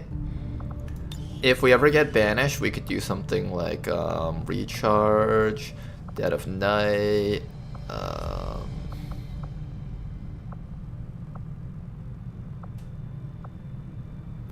+2 damage while concealed, +1 damage while flanking your target, Soul Harvest. Banish can crit, so we would take Soul Harvest. Soul Harvest and ooh. Kind of a hard decision to be made here. And well, if we're using an assault rifle, then we wouldn't be using the sniper, so we no longer need snapshot. So it would look something like this, maybe. It looks something like that, maybe. I don't know. I do know that Banish with this will do a crap ton of damage. If you're fighting Chosen, then technically Lethal or Heavy Hitter does a little bit more damage, though. So there is consideration for something besides this. The Chosen have 200% crit resistance, so if you don't have a build that's specifically meant to overcome crit resistance, then you would have to go for Lethal or Heavy Hitter for maximum damage. This is a class I'd actually consider taking my Reapers and converting them into. This actually has consideration. I would consider this one. Bottom row with normal spark rifle is also really nice and gives good action economy. That's true. You can shoot multiple targets and inflict debuffs. I agree with that, Vendrel. What about an Iron Curtain build? Ooh, Iron Curtain. You know what? That's actually not a bad idea. Let's take a look at that. Does Iron Curtain use more than one ammo? That's the biggest selling point. No, I have to use a regular gun, which is still a lot of damage. But it only does 50% of the usual damage, though. How would I consider using an Iron Curtain build? Because the gun on these things is so damaging that it's probably worth it. Can it crit?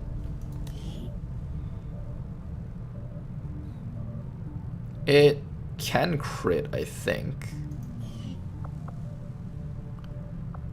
So maybe something like Dead of Night.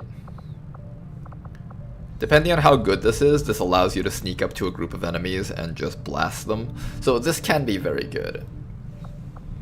Depends on how much stealth you get out of this. But if you can stealth up to a group of enemies and just slam them all with poison, bleed, and salt in the wound, as well as like Iron Curtain damage, that can become very, very worth it too.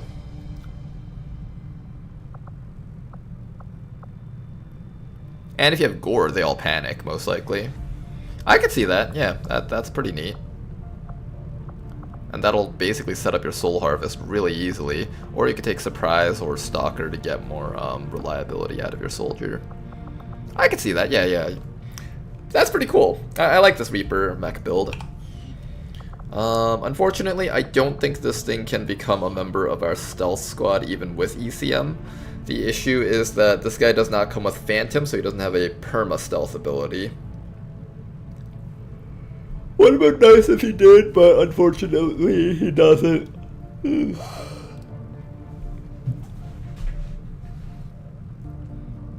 Yeah, you can't use this with a sniper rifle, but you can use this with the cannon, the regular type of cannon, and that still does a lot of damage. That weapon hits like a truck. It won't be nearly as strong as a Street Sweeper shotgun, though. That's something to keep in mind. If you wanted to do a build like that, it's probably better to take Street Sweeper Shotgunner, but if you're desperate to have something that can set up easily, depending on how strong this version of Shadow is, you might have an easier time setting that up than Street Sweeper. So there is that.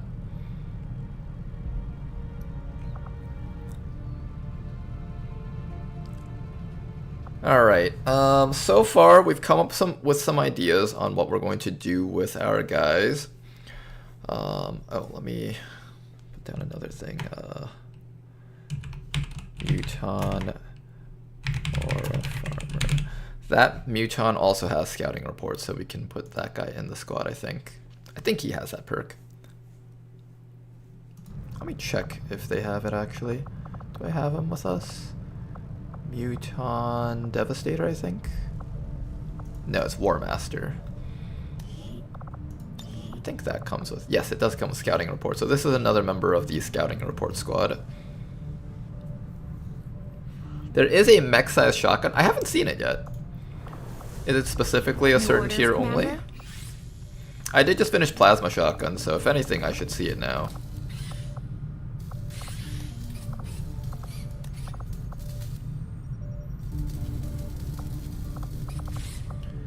Beam Cannon, Illyrium Mech Shield, Illyrium Rocket Launcher. Plasma beam shotgun. Mech cannon, plasma rifle, celestial gauntlets, bullpup, plasma beam vector rifle, fusion blade, solar flare, cryolator, immolator, shred storm, ejector, heat flash, metal storm, plasma beam muton rifle, turbulent plasma auto rifle, sidewinder scram gun, handgun.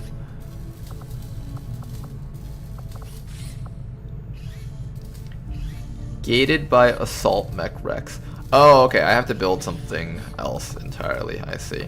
Then I probably don't have it. Okay, let's take a look at the research and development page just to have an idea if there's anything else we've missed. The Wraith comes with its own sniper cannon. That's actually a consideration.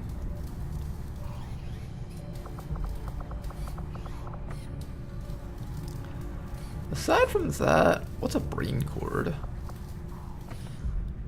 On command, lowers will minus 50 mobility defense for 2 turns on all advent units on the mission site. Wow, that is quite interesting actually. Lowers will, that's great for psyops if you have a lot of them on a mission. Permafrost rifle deals 8 to 12 damage, 5 crit, cannot be modified, 6 ammo clip, 30% chance on hit to cause bitter frost. Weapon comes with running on empty perk. Interesting.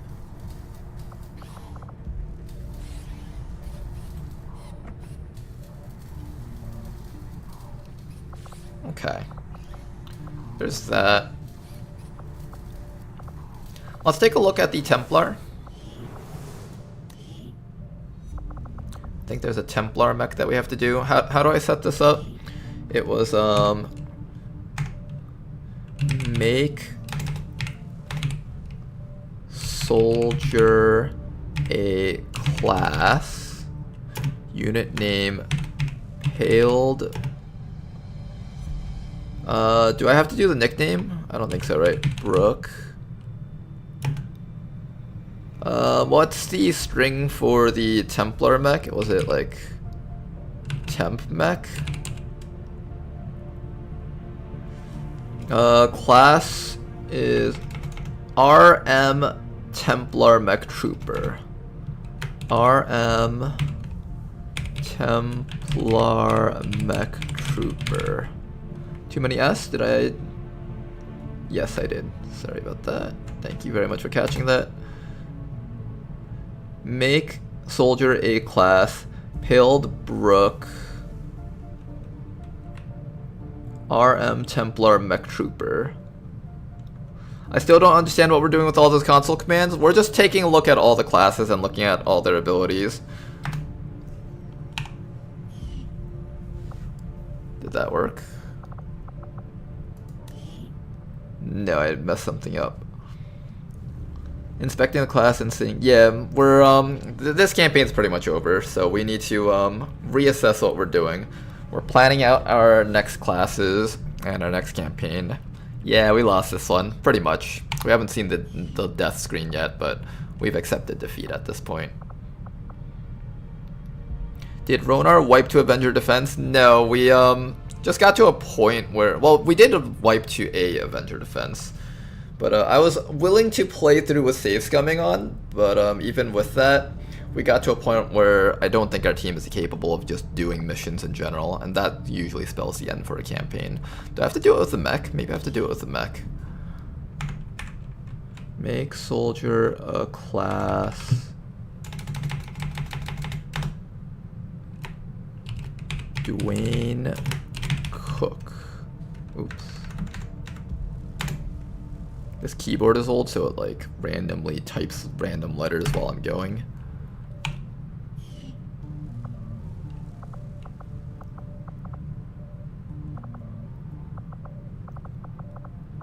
Did I get it?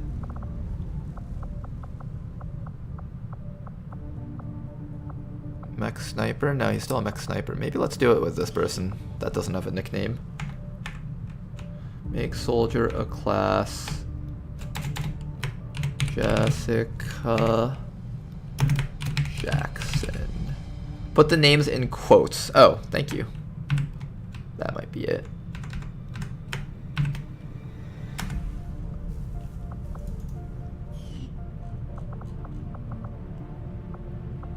Nope, that's not it. It's not capitalized or anything, right? Character info. First name, Jessica Jackson. The keyboard sounds like it's been punched and slammed a few times. I actually treat my electronics very well, so. RM Templar Mech Trooper. Jessica Jackson. I didn't mistype that, right? Can't scroll down right now.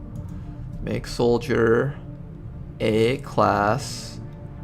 Jessica Jackson. RM Templar Mech Trooper. Do I have to do it to a Templar? Oh, maybe it's a single quotes. Let's try that.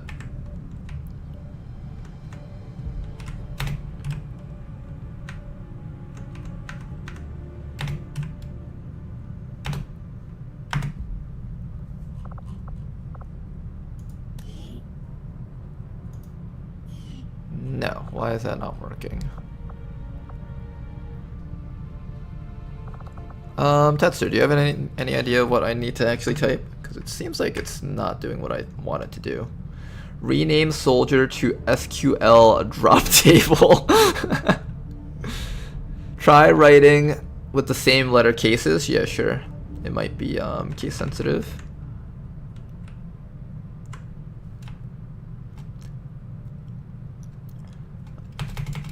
RM Templar Mech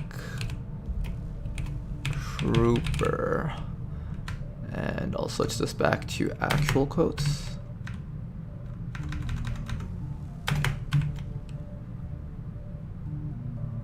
That's correct, right?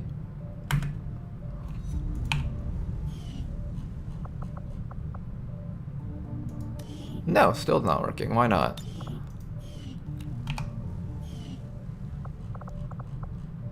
Mod Jam Stormtrooper only challenge run. Sure, let's look at the Stormtrooper while we wait to see if Tedster has a solution for us to change that. I haven't really used this class too much. So my initial opinion of this class was kind of low because the bullpup itself as a gun is generally weaker than most other guns of its caliber. For example, if you compared it to the ballistic assault rifle, right? The ballistic assault rifle is 3 to 5 damage. This gun only does 3 to 4 damage with only a critical bonus of 1. So this is the kind of weapon where it's like, I was wondering like if there would be any boons on it, but the only thing that it has going for it is that it was wielded by a hero class, so the hero class itself was very strong. But overall, a lot of the modded classes that this gun shows up on tend to be a lot of multi-shotting abilities, like hit and run already comes on squatty on the soldier. So this class is actually quite powerful just because of that. My initial assessment of this class was kind of poor, but after giving it a go, it was actually quite strong.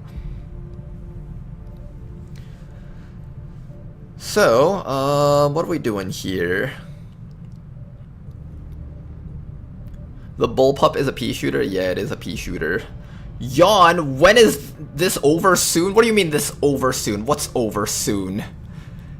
Did someone in my chat just yawn? Yawning is literally illegal in this chat. I'll have you know that, Scimitar. Yawning is literally illegal and punishable by death, literally. It's in the Constitution. Hit and run, moving target. These guys don't get lightning reflexes, they get moving target. It's like a slightly weaker version of lightning reflexes. Just because of that, next stream is planning just as well. I was planning on doing soldier character creation today's stream. Depending on how long we do the planning phase, it may or may not take the entire stream. Fastball, impulse, eat this, shell shock, run and gun, formidable, total combat, close encounters, marauder, Close combat specialist, implacable, reflex, tandem warheads. This guy does get flashbanger and fastball. I see, so they do have like a grenade-oriented build. Full throttle, evasive, biggest booms, hunter's instincts, thousands to go, untouchable, rapid fire, packmaster.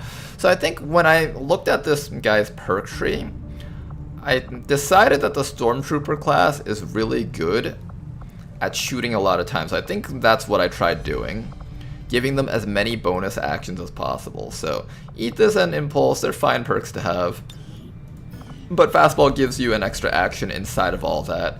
Hit and run gives you an extra shot. It doesn't work with run and gun, so we probably won't take run and gun.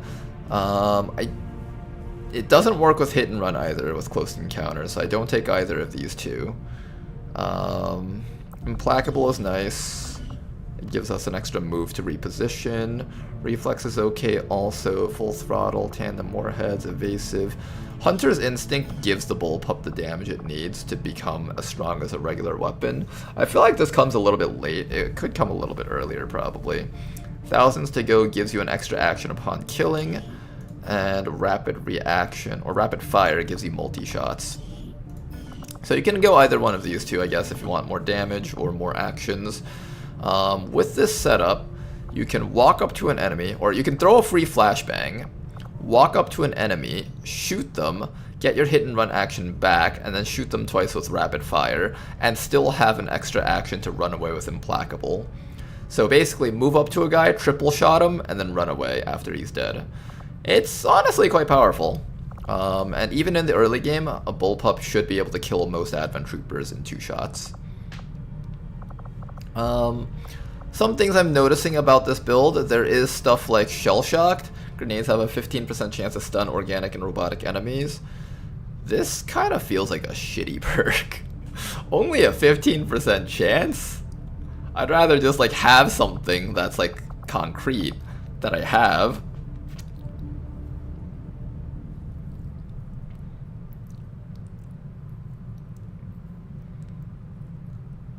I like Ronar making his shopping list for the next campaign. I'm enjoying this too. I really enjoyed setting up campaigns, evaluating team comps, and thinking about what we're going to do for a full squad. In terms of stuff that you'd pick up in the middle, you could pick up things like evasive, just to make this person able to take hits while they're moving around in there. Evasive plus moving target also allows this person to actually evade Overwatch fire, because 50 dodge plus 100 bonus dodge, that's 150 bonus dodge against Overwatch. You can pretty much evade most stuff with that. There's full throttle. If you get kills, you get 2 mobility. This is actually quite interesting, because assuming this person manages to get a kill every round, you can just have them run in and out, killing things over and over again. That's quite interesting. I kind of like that. You can also give them reflex, gain 1 extra action on the next turn. So instead of running to safety, you can make it so that when the enemy shoots you, you get actual actions on the next turn. Somewhat interesting. Oh, you can use that with run and gun actually. Hold up. Run and gun gives you the reflex. Oh wait, run, gun, and marauder. Okay, hold up. You have another way to build this soldier without relying on hit and run, because hit and run doesn't work with the run and gun turn, right? What you can do, however, is you're allowed to stand next to a guy already, right? You have 2 actions, or just stand wherever you're ready to shoot a guy, right? Stand next to them, you have 2 actions, hit, run, and gun, you got 3 actions. Each shot no longer ends your turn, so that's 3 shots already. If you had reflex from getting shot at, you'd have 4 shots. And then rapid fire gives you the extra shot there. 5 shots. Thousands to go if you score a kill. That's 6 shots out of the bullpup person. You can stuff a bunch of shots onto this person if you position them really well and set up the enemy so that they're stunned. I think that's way too much effort for a build to work properly, but it's a concept. It's a really interesting concept that you could do. And since this person has the reposition perk, you can actually use that to reposition without having to stand next to an enemy already. It's interesting. I'll give it that. It's an interesting concept. This is kind of a weak perk on this class. Usually when it comes to close combat specialist, unless you have the cool under pressure perk allowing your shots to crit, you usually want to pair this with a high base damage gun, like a shotgun. Pretty much like you would always want to use a shotgun with Close Combat Specialist. However, the Bullpup is a very low damage gun, so it's basically just almost killing a bunch of enemies next to you. But when you're sitting next to a bunch of enemies, you don't want them almost dead, you want them actually dead.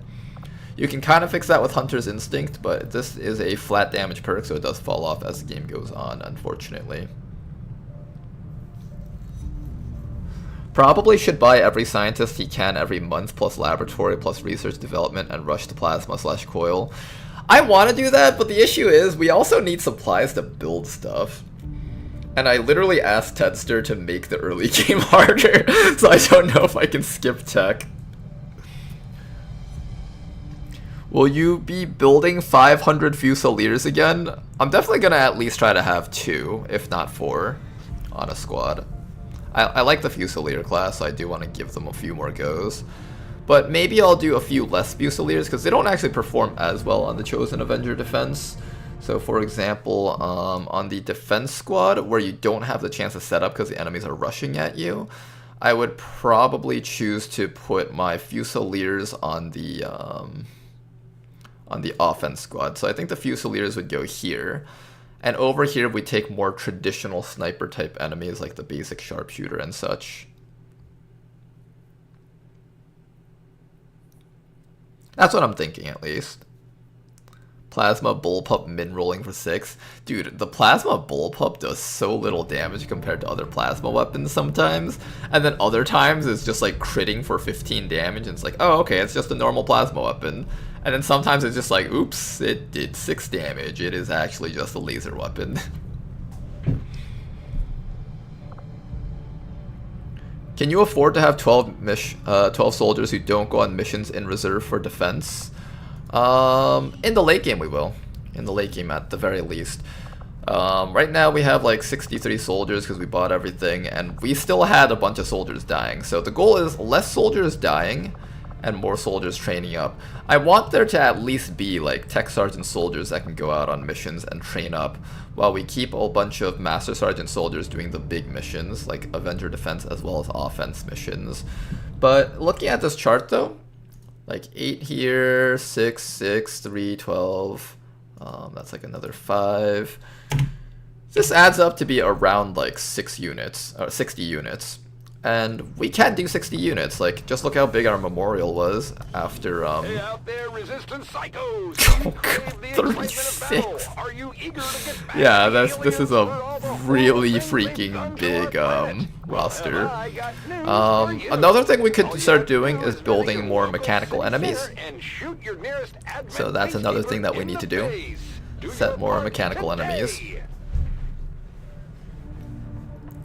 Fusiliers excel when they can mark inactive targets and shoot them when they activate. Pretty much everything is already activated turn 2 to 3 of an Avenger defense. Yeah, that's exactly it. Anytime we're Avenger defending, the enemies are already activated. And here's the thing about Fusiliers.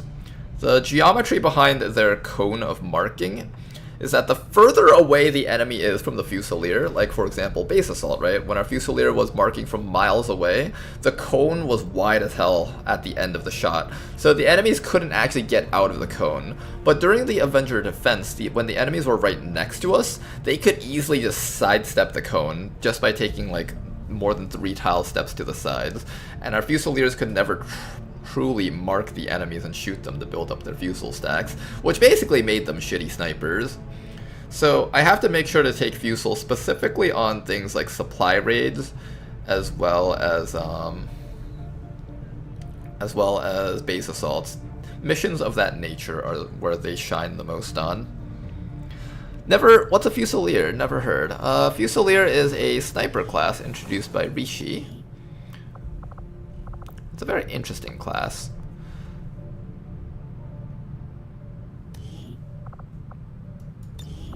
So this class has the ability to tracking shot. That is basically what the hunter does in vanilla.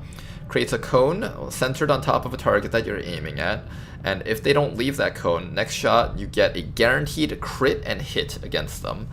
And each time you land a tracking shot, you get 1 point of Fusil charges.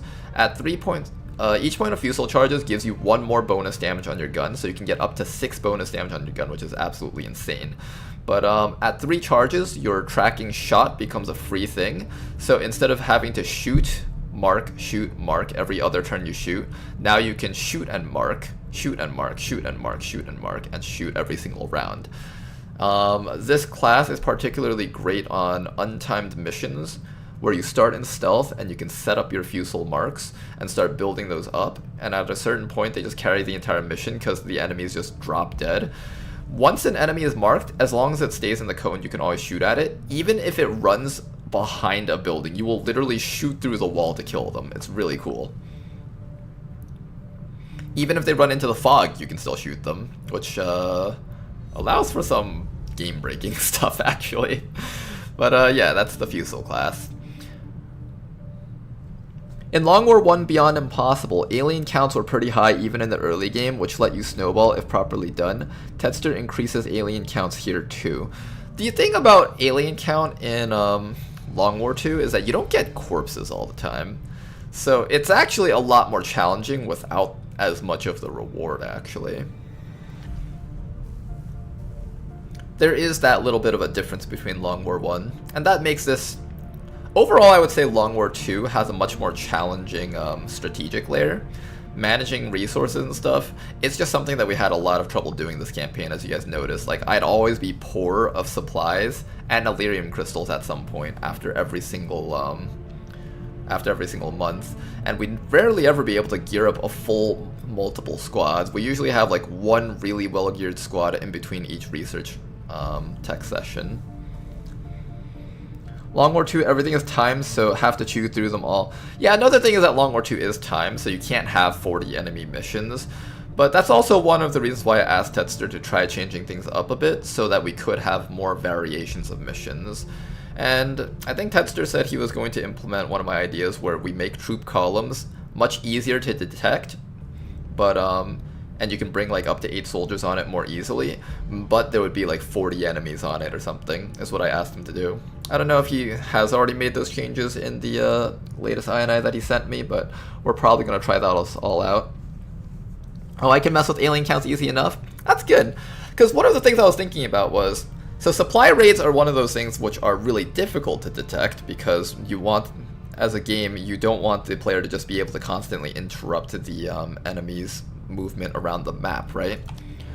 So for example, the game's strategic layer would kind of break, kind of like what we did in today's stream, if, or in this campaign, if enemies could just, if we could just constantly detect their supply raids and destroy them. So I didn't want to make supply raids more detectable, but I felt like troop columns should be easily detectable, but require a big squad to do, because if you think about it, thematically, troop columns are basically Advent doing like little training sessions with a huge amount of their legions. If you destroy a troop column, it destroys an entire point of strength, which is supposed to be a lot of Advent.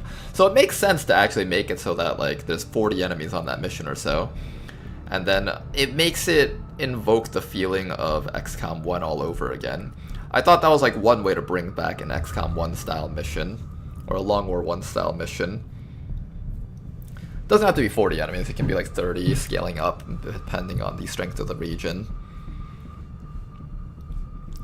I thought that would be cool. Just one way to add in like the Beyond Impossible levels of like 40 enemies on a tightly packed. Like, remember like when we played Beyond Impossible and one of the missions that we would always dread was like abductions at the burger joint? Because the burger joint was a tiny ass map and the only cover you got was like this shitty parking lot with a couple of like 4 half-cover slots, and the rest of your team literally has to like stand out in the open all the way in the back to not get shot at. That's basically what I envisioned I wanted for troop columns. To have like the small map again, but with a lot of enemies on it. Because a lot of the maps that have 40 enemies on it are massive maps, so even though there's 40 enemies, you can take your time fighting like 8 to 12 of them at a time. I wanted to have all the enemies just staring you down and you had to find some way around them.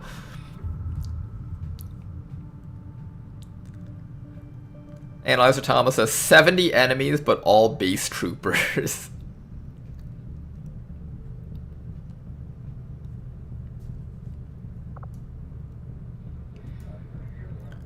One thing I haven't really talked about with Tedster and Rishi is whether or not we should change alien rulers. That was something in the back of my mind that I wanted to do. Make it so that alien rulers don't react on simple things like movement or reloading, but make them react upon taking damage, similar to the Chosen, but they'd be able to take more offensive actions. That's something I'll have to flesh out. But for now, though, I think we're pretty much done with the planning phase, kind of. We have an idea of what squads we want to run, so we want to have at least one offense squad, one get-on-point team, a chem squad that can be splashed into any squad if we need chem to kill the Chosen, a Frost squad, which will be really fun to play around with, an Overwatch squad for specific types of missions, squads to do extract VIP missions, one really strong squad that can stay back at base and defend from the Chosen, a get on point mission, what else? Stealth squad. I think that's pretty much it that we want to do, I think. 1, 2, 3, 4, 5, 6, 7, 8, maybe 9. Yeah, like 8 or 9 squads, I'd say that's pretty solid. Okay, I think for the rest of today's stream, what time is it right now? It's about 5 hours in. I could end today's stream a little bit early. I think what we'll do is we'll end today's stream a little bit early, and Friday we will start setting up our new character pool. I have been wanting to redo the character pool for a while because I have a bunch of old viewers in here that are no longer here. So I just wanted to redo all of that. What I'm going to do is I'm just going to pull up the list of subs on Twitch, and I guess I'll start setting up something for YouTube so people watching from YouTube can chip in from there if they would like. And we'll make an entire character pool from that. That way, people who have been supporting the stream will probably get a soldier. And then as the campaign goes on, any rookies that we recruit later on down the line in missions, we'll give those to new people who may not have the opportunity to subscribe and stuff. Because I still want to give people who don't sub and stuff a chance to join in on the campaign. So we'll at least give them those openings. And what I'll probably end up doing is make it so that we're gonna make this high stakes type of thing, where if your soldier dies, you'll stay permanently dead, but you have a chance to resurrect as a mechanical unit. And that'll also incentivize me to build more shivs, drones, and mechs. And I think that would be a fun way to do things. Makes things a bit more intense. When we see your soldiers dying, it won't just be like, oh boy, my soldier died again. We're gonna actually like have to try really hard to keep our soldiers alive and all that stuff. Any thoughts on installing the Twitch add-on for XCOM? The Twitch add? Oh, you mean the Twitch add-on that lets people control soldiers? Or not control soldiers, but talk as soldiers. I was considering that. I don't know if that'll break anything. People have said that it works well for Long War, but I also need to figure out how it works exactly and decide whether or not I want to do that. It could be interesting, but I also want to make it so that the reinforcement drops are just regular reinforcement drops that the game assigns. Stuff like that. There's a lot of manual config to set things up. Yeah, I'd have to do all that. And I do want to just begin the campaign probably tomorrow or sometime after I set up the character pool. Tomorrow might just be like a character pool day and setting things up day. I don't know how it's going to turn out. But yeah, hopefully you guys enjoyed today's stream. It was a bit of a slower stream because we didn't have much combat and more talking, but hopefully you guys still enjoyed that nonetheless. I enjoy this type of stuff. I enjoy character planning, just theory crafting, builds, squads, and all that stuff. And I have an idea of how we're going to tackle Rishi's stuff for the next campaign. Hopefully it works out well. If it still destroys us, then we're going to have to go back to the drawing board. I enjoyed this type of stream. I'm glad you did, Original Casual. It was quite fun for me too. But till next time, guys, thanks for watching. I'll probably have something set up. If I feel like it's not too much trouble to set up the Twitch integration mod, I'll consider setting that up. See you later, Project Atlas. See you later to you too, Danker Dude, Analyzer Tama. Have a good one. Thank you very much, Atlas. Analyzer Tama, what's an airport? Oh yeah, run set all regions level 2. Sure, I'll do that real quick. Set all regions res level 2. Does that do something? Oh. Resistance level. What the fuck? Hold up. Is that a strength 103 region? What the? Everything around here is like, oh yeah, strength 5 is like moderate difficulty, and then anything like 8 or above is just like incredibly difficult to do missions. And then casually over here, and then casually over here you just have like a fucking 103 strength mission region. Like, oh, what's supposed to be on that? What type of shit is supposed to be on this? Also the force level 36. Oh yeah, there's that too. And vigilance 74. Wait, there's a vigilance 70. Yeah, vigilance 74. What is this supposed to be? Advent really wants North Africa. Yeah, I guess it's because this is next to 2 regions over here. We liberated 2 regions in the spot, so they really, really badly wanted this. Along with whatever Rishi introduced that allows Advent to drop 100 legions worth of strength into a spot. Setting course for East Africa. Thank you, computer. Every mutant is just a legate. I'm actually somewhat curious as to what that is. That's where the best Advent burgers are. Oh, that's a description. Alright. Hopefully you guys enjoyed today's stream, though. Till next time, thanks for watching. We'll be back tomorrow. We're going to do character pool stuff tomorrow. We're going to be making all the soldiers. We're going to be customizing everyone.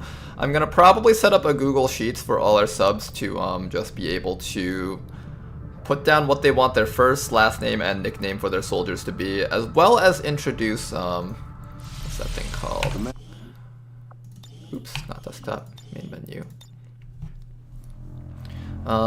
Because you can specify what class you want the character to be in the pool, and when you random promote them as a rookie, there's a high chance that they get that as one of their promote options, I believe. That's what was happening with Toki soldiers, so I think I'll allow people to do that. Just let people set whatever classes they want to become. And, yeah, that should be interesting. I think this was it. I think you're allowed to do that, right? Let's see.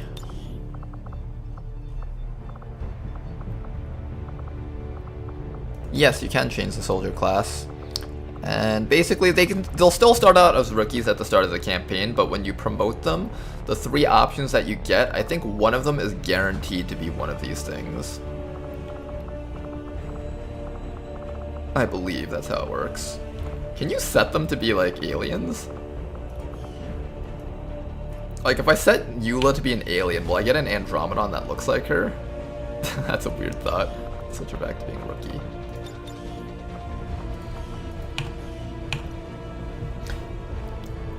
That won't work right now? Okay, I'll keep that in mind. But the other stuff should though, right? Like making them into actual classes and stuff.